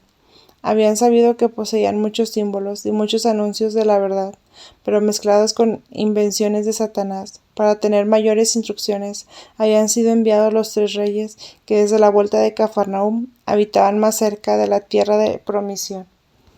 Jesús habló con brevedad a esos extranjeros. Los envió a Cafarnaúm, a casa del centurión Zorobabel. Jesús había curado a su criado, que había sido pagano como ellos, y que debía instruirlos. Eran hombres de gran estatura, jóvenes, bellos y esbeltos. Tenían otra conformación que los judíos. Sus pies y sus manos eran de rara pequeñez. 57. Terremoto y apariciones a la muerte de Jesús. Entre los muertos resucitados en Jerusalén, cuyo número llegó a 100, no había ningún pariente de Jesús. He visto en otros lugares de la Tierra Santa a otros aparecer y dar testimonio de Jesús. Así vi a Sadoc, hombre muy piadoso, y que había dado todo lo que poseía a los pobres y al templo, y que había fundado una comunidad de esenios, aparecerse a mucha gente en las inmediaciones de Hebrón. Este Sadoc había vivido un siglo antes de Jesús. Había deseado ardientemente la venida del Mesías y tenido sobre muchas revelaciones. Vi otros difuntos aparecerse a los discípulos del Señor, que estaban escondidos, y darles avisos. El terror y la desolación se extendieron hasta los lugares más remotos de la Palestina, y no fue solo en Jerusalén donde hubo prodigios espantosos. En Tirsa, las torres de la cárcel donde habían estado presos los cautivos que Jesús rescató se hundieron. En Galilea, donde habían viajado tanto, vi caerse muchas edificaciones, sobre todo las casas de los fariseos, que habían perseguido al Salvador con más rencor, y que estaban todos en la fiesta. Estas casas se hundieron sobre las mujeres y sus hijos. Hubo muchos desastres en las inmediaciones del lago de Genesaret. Muchas modificaciones se desplomaron en Cafarnaúm. El muro, que estaba delante del hermoso jardín del centurión Zorobabel, se abrió. El agua inundó el valle y llegó hasta Cafarnaúm, que está a media legua. La casa de Pedro y la habitación de la Virgen, situadas al salir del pueblo, quedaron intactas. El agua estuvo muy agitada a sus orillas y se hundió por muchas partes. Su configuración cambió totalmente, con semejanza a la que hoy tiene. Hubo sobre todo grandes cambios en su extremo suroeste cerca de Tariqueo, porque había una calzada larga de piedra construida entre el lago y una especie de laguna, y que daba una dirección constante al curso del Jordán, a su salida del lago. Toda la calzada se destruyó con el terremoto. Hubo muchos desastres en este lago, en el sitio donde los cerdos pertenecientes a los habitantes de Gejersa se habían precipitado en el lago. También los hubo en Gerasa y en todo el distrito de Corazaín. La montaña donde se hizo la segunda multiplicación de los panes fue estremecida, y la piedra donde se había verificado el milagro se partió por el medio. En la Decápolis, ciudades enteras se hundieron. En Asia, muchos sufrieron bastante sobre el este y el noroeste de Paneas. En la Galilea superior, muchos fariseos hallaron sus casas destruidas al volver de la fiesta. Muchos de ellos recibieron la noticia en Jerusalén. Por eso los enemigos de Jesús se emprendieron tan poca contra la comunidad cristiana en la fiesta de Pentecostés. Una parte del templo de Garizim se arruinó. Había un ídolo sobre una fuente, en un pequeño templo, cuyo techo se hundió en la fuente con el ídolo. La mitad de la sinagoga de Nazaret, de donde habían echado a Jesús, se hundió, así como la parte de la montaña de donde habían querido precipitarle.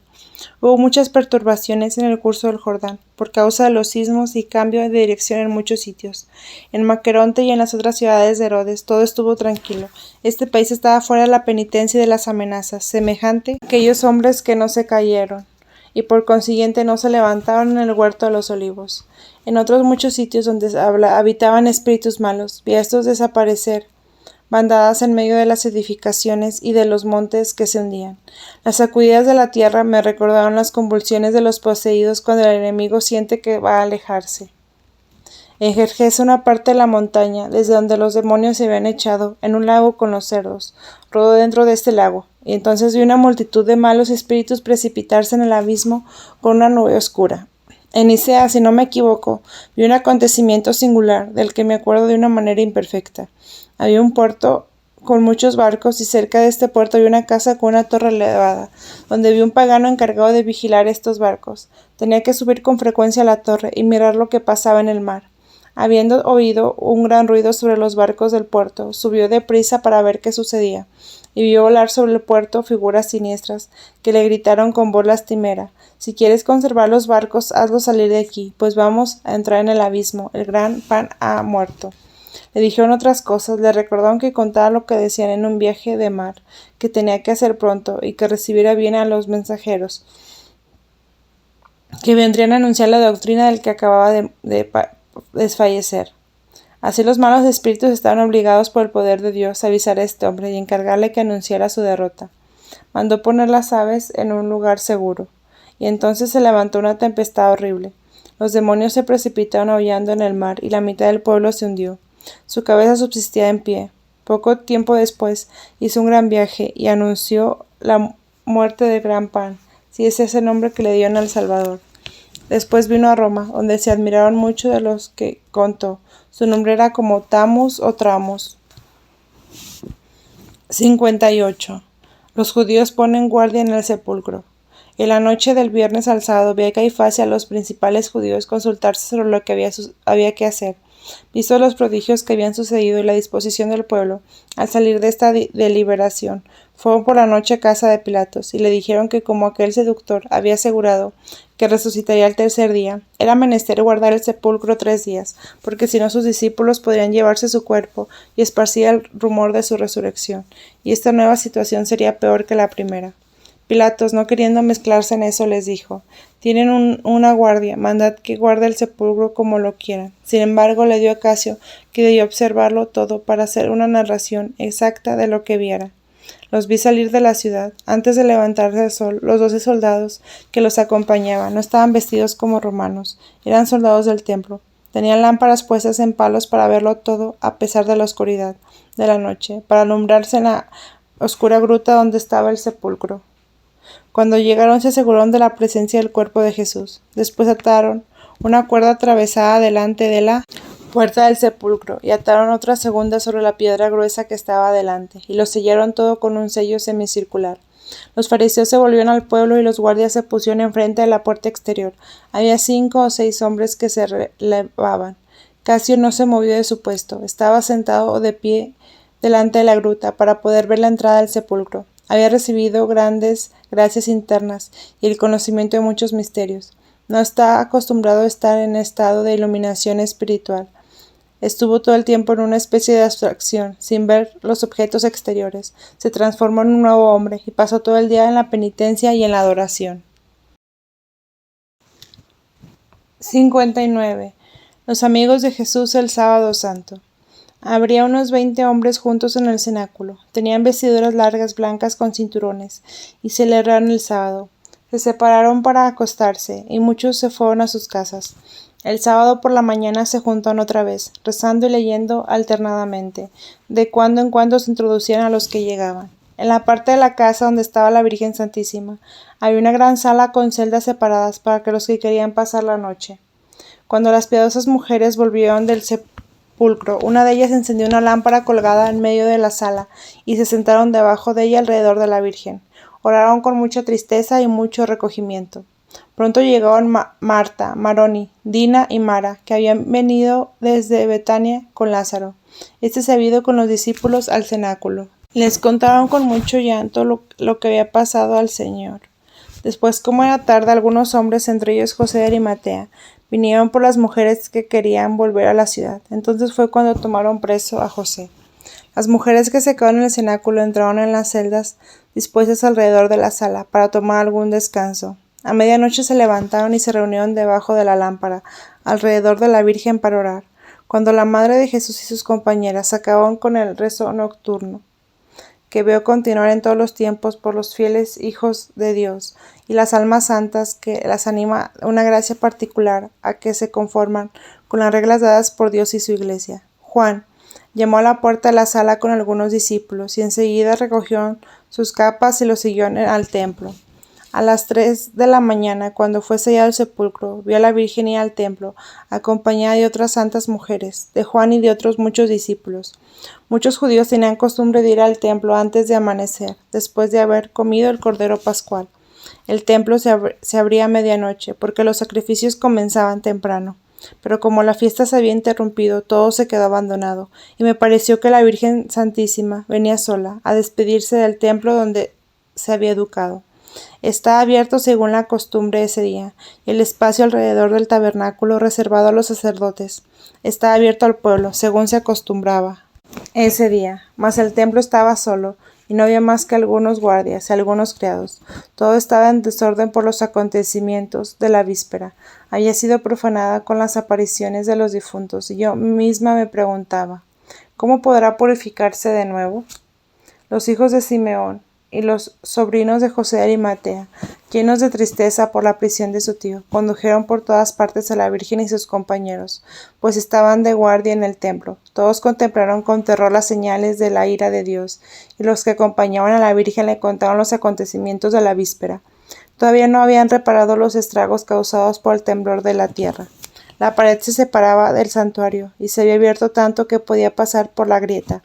La cortina del santuario rasgada colgaba de los dos lados. Por todas partes se veían paredes abiertas, piedras hundidas, columnas inclinadas. La Virgen fue a todos los sitios que Jesús había consagrado para ella. Se postrenó para besarlos y los regó con sus lágrimas. Sus compañeras la imitaron. Los judíos tienen una gran veneración a todos los lugares santificados, con alguna manifestación del poder divino. Los besaban posternando el rostro contra el suelo.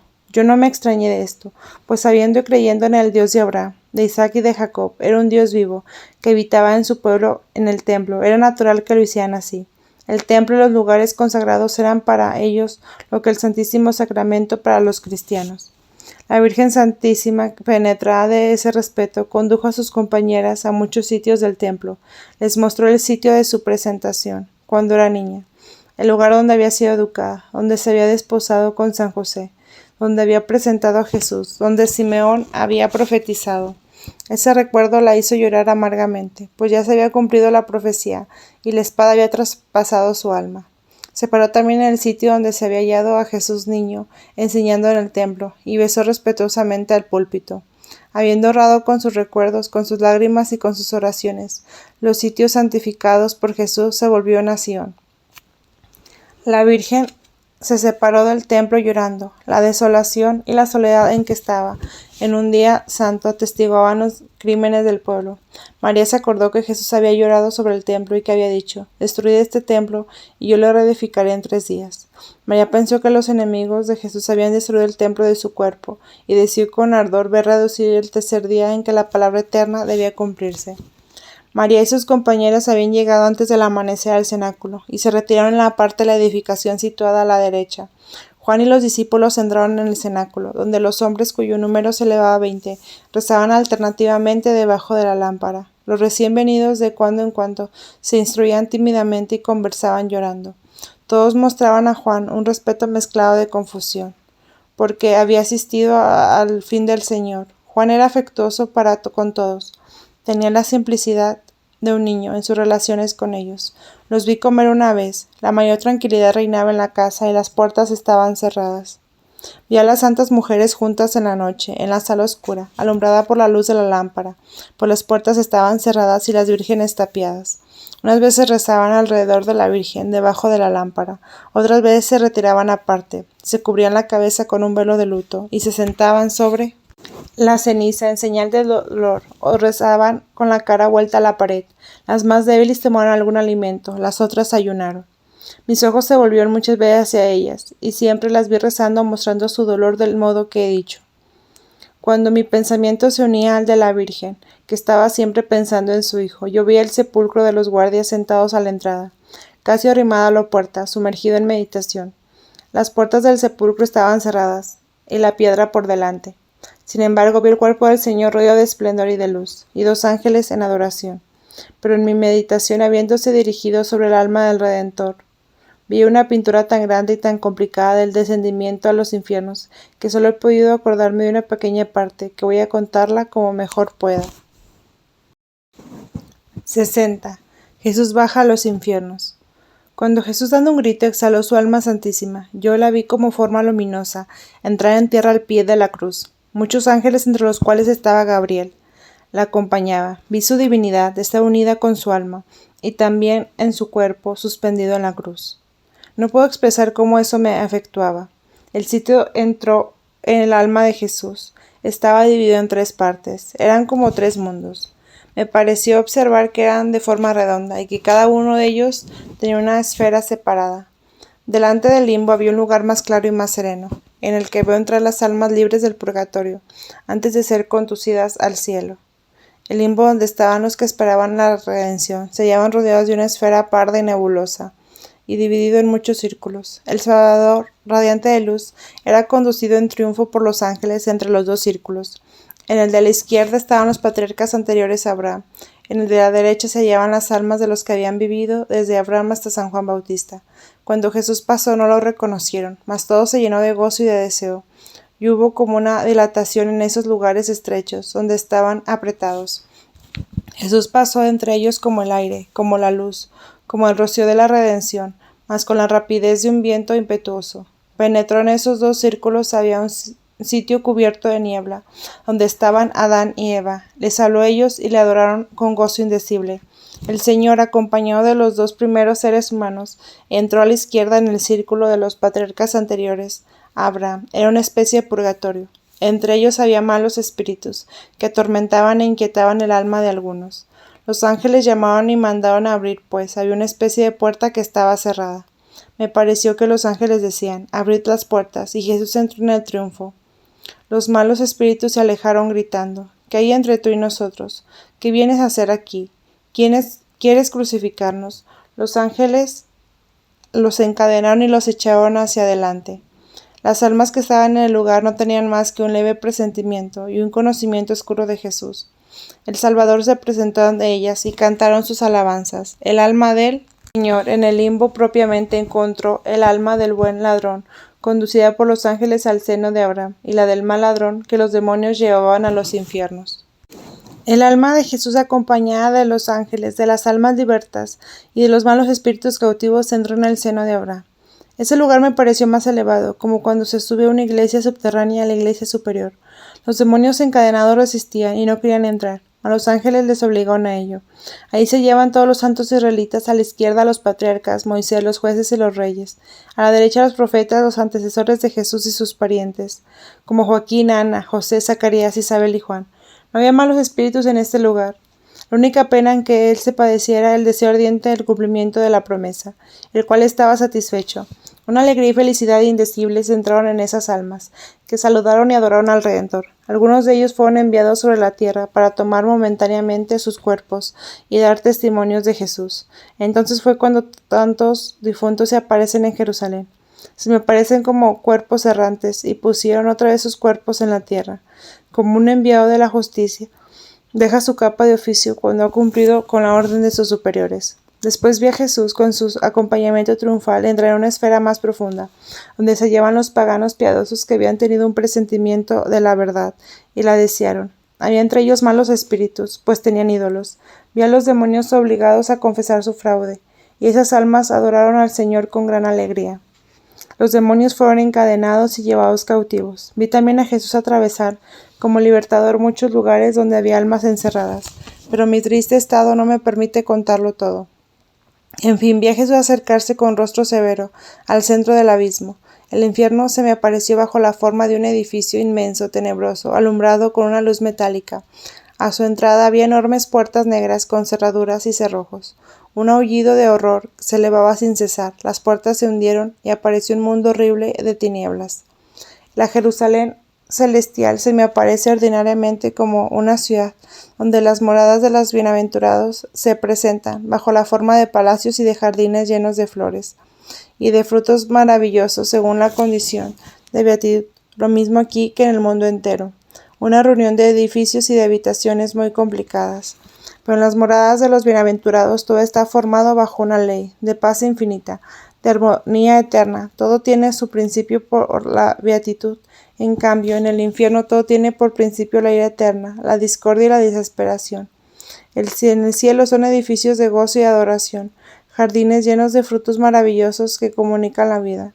En el infierno son prisiones y cavernas, desiertos y lagos llenos de todo lo que se puede provocar, el disgusto y el horror, la eterna y terrible discordia de los condenados. En el cielo todo es unión y beatitud de los santos. Todas las raíces de la corrupción y del error producen al infierno del dolor y el suplicio de número infinito de manifestaciones y de acciones. Cada condenado tiene siempre presente este pensamiento, que los tormentos están entregados son el fruto natural y necesario de su crimen, pues todo lo que se ve y se siente de horrible de este lugar no es más que la esencia, la forma interior del pecado descubierto, de esa serpiente que devora a los que han mantenido en su seno. Todo esto se puede comprender cuando se ve, mas es casi imposible expresarlo con palabras.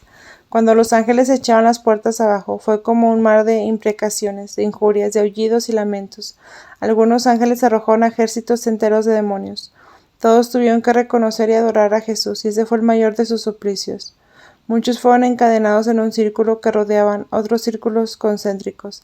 En medio del infierno había un abismo de tinieblas. Lucifer fue precipitado en él, encadenado en negros vapores se extendían sobre él. Todo esto se hizo según ciertos arcanos divinos. Es sabido que Lucifer debe ser desencadenado por algún tiempo, 50 o 70 años antes del 2000 de Cristo, si no me equivoco. Otros muchos nombres que no me acuerdo fueron designados. Algunos demonios deben quedar sueltos antes de castigar y tentar al mundo. Algunos han sido encadenados en nuestros días, otros lo serán pronto. Me es imposible contar todo lo que me ha sido mostrado, es demasiado para que yo pueda recordarlo. Además estoy muy enferma, y cuando hablo de estos objetos se presentan delante de mis ojos, y su vista podría hacerme morir.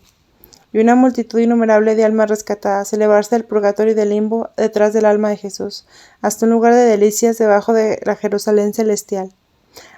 Y he visto hace poco tiempo a uno de mis amigos que ya no estaba. El alma del buen ladrón vino y vio al Señor en el paraíso, según su promesa. No puedo decir cuánto duró esto y qué en tiempo. Hay muchas cosas que yo no comprendo. Hay otras que serían mal entendidas si las contara. He visto al Señor en diferentes puntos, sobre todo en el mar. Parecía que santificaba y libertaba toda la creación. Por todas partes los malos espíritus huían y delante de su presencia se precipitaban en el abismo. Vi también su alma en diferentes sitios de la tierra. La vi aparecer en el interior del sepulcro de Adán y debajo del Gólgota. Las almas de Adán y de Eva vinieron con él, y les habló. Los vi visitar con ella los sepulcros de muchos profetas, cuyas almas vinieron a juntarse con él sobre sus huesos. Después con estas almas, entre las cuales estaba David, lo vi aparecerse en muchos sitios señalados, con alguna circunstancia de su vida, explicándoles con amor inefable las figuras de la ley antigua y su cumplimiento. Esto es lo poco que puedo recordar de mis visiones sobre la bajada de Jesús a los infiernos y la libertad de las almas de los justos, pero además de este acontecimiento cumplido en el tiempo, vi una figura eterna de la misericordia que ejerce hoy con las pobres almas. Cada aniversario en este día he hecho una mirada libertadora en el purgatorio. Hoy mismo, en el momento en que he tenido esta visión, ha sacado del purgatorio las almas de algunas personas que habían pecado cuando fue su crucifixión. Hoy he visto la libertad de muchas almas conocidas y no conocidas, mas no las nombraré. El descendimiento de Jesús a los infiernos es la plantación de un árbol de la gracia, destinado a comunicar sus méritos a las almas que padecen. La redención continúa en estas almas en el fruto que da el árbol en el jardín espiritual de la Iglesia. La Iglesia militante debe cuidar ese árbol y recoger sus frutos, para comunicarlos a la Iglesia purgante, que no puede hacer nada por sí misma. Lo mismo sucede con los méritos de Cristo. Para participar de ellos hay que trabajar para Él. Debemos comer nuestro pan con el sudor de nuestra frente. Todo lo que Jesús ha hecho por nosotros en el tiempo da frutos eternos, pero hay que cultivarlos y recogerlos en el tiempo, si no, no podríamos gozar de ellos en la eternidad. La Iglesia es un padre de familia. Su año es el jardín completo de todos los frutos eternos en tiempo. Hay un año bastante para todos. Desgraciados los jardineros perezosos e infieles si dejan perder una gracia que hubiera podido curar a un enfermo, fortificar a un débil, satisfacer a un hambriento. Darán cuenta de la más insignificante y herbecita el día del juicio. 61. La noche antes de la resurrección. Cuando se acabó el sábado, Juan vino con las santas mujeres, lloró con ellas y las consoló. Se fue poco después. Entonces Pedro y Santiago el menor vinieron a verlas con la misma intención, pero estuvieron poco con ellas. Las santas mujeres mostraron otra vez su dolor, envolviéndose en sus mantos y sentándose en la ceniza. Mientras la Virgen Santísima oraba interiormente, llena de un ardiente deseo de ver a Jesús, un ángel vino a decirle que fuera a la pequeña puerta de Nicodemo, porque el Señor estaba cerca. El corazón de María se inundó de gozo, se envolvió en su manto y dejó a las santas mujeres sin decir nada a nadie. La vi deprisa a la puerta pequeña de la ciudad, por donde había entrado, con sus compañeras al volver del sepulcro. Podían ser las 9 de la noche. La Virgen se acercaba a pasos precipitados hacia la puerta, cuando la vi pararse en un sitio solitario. Miró a lo alto de la muralla de la ciudad, y el alma del Salvador resplandeciente bajó hasta María, acompañada de una multitud de almas de patriarcas. Jesús, volviéndose hacia ellas y mostrando a la Virgen, dijo: «María, mi madre». Pareció que la abrazaba y desapareció. La Virgen se arrodilló y besó la tierra por el sitio donde había aparecido. Sus rodillas y sus pies quedaron impresos sobre la piedra, y se volvió llena de consuelo inefable a las santas mujeres, que encontró ocupadas en preparar ungüentos y aromas. No les dijo lo que había visto, pero sus fuerzas se habían renovado. Consoló a las otras y las fortaleció en la fe. Cuando María volvió, vio a las santas mujeres cerca de una mesa larga, cubierta con un paño que llegaba al suelo. Encima había muchos manojos de hierbas que ellas arreglaban, mezclándolas. Tenían cubetas de bálsamo y agua de nardo, y además flores frescas, entre las cuales había, me parece, una iris rasgada y una azucena. Mientras la Virgen estaba ausente, Magdalena, María de Cleofás, Salomé y Juana, y María Salomé habían ido a comprar todo esto a la ciudad. Al día siguiente, querían cubrir con ello el cuerpo del Salvador.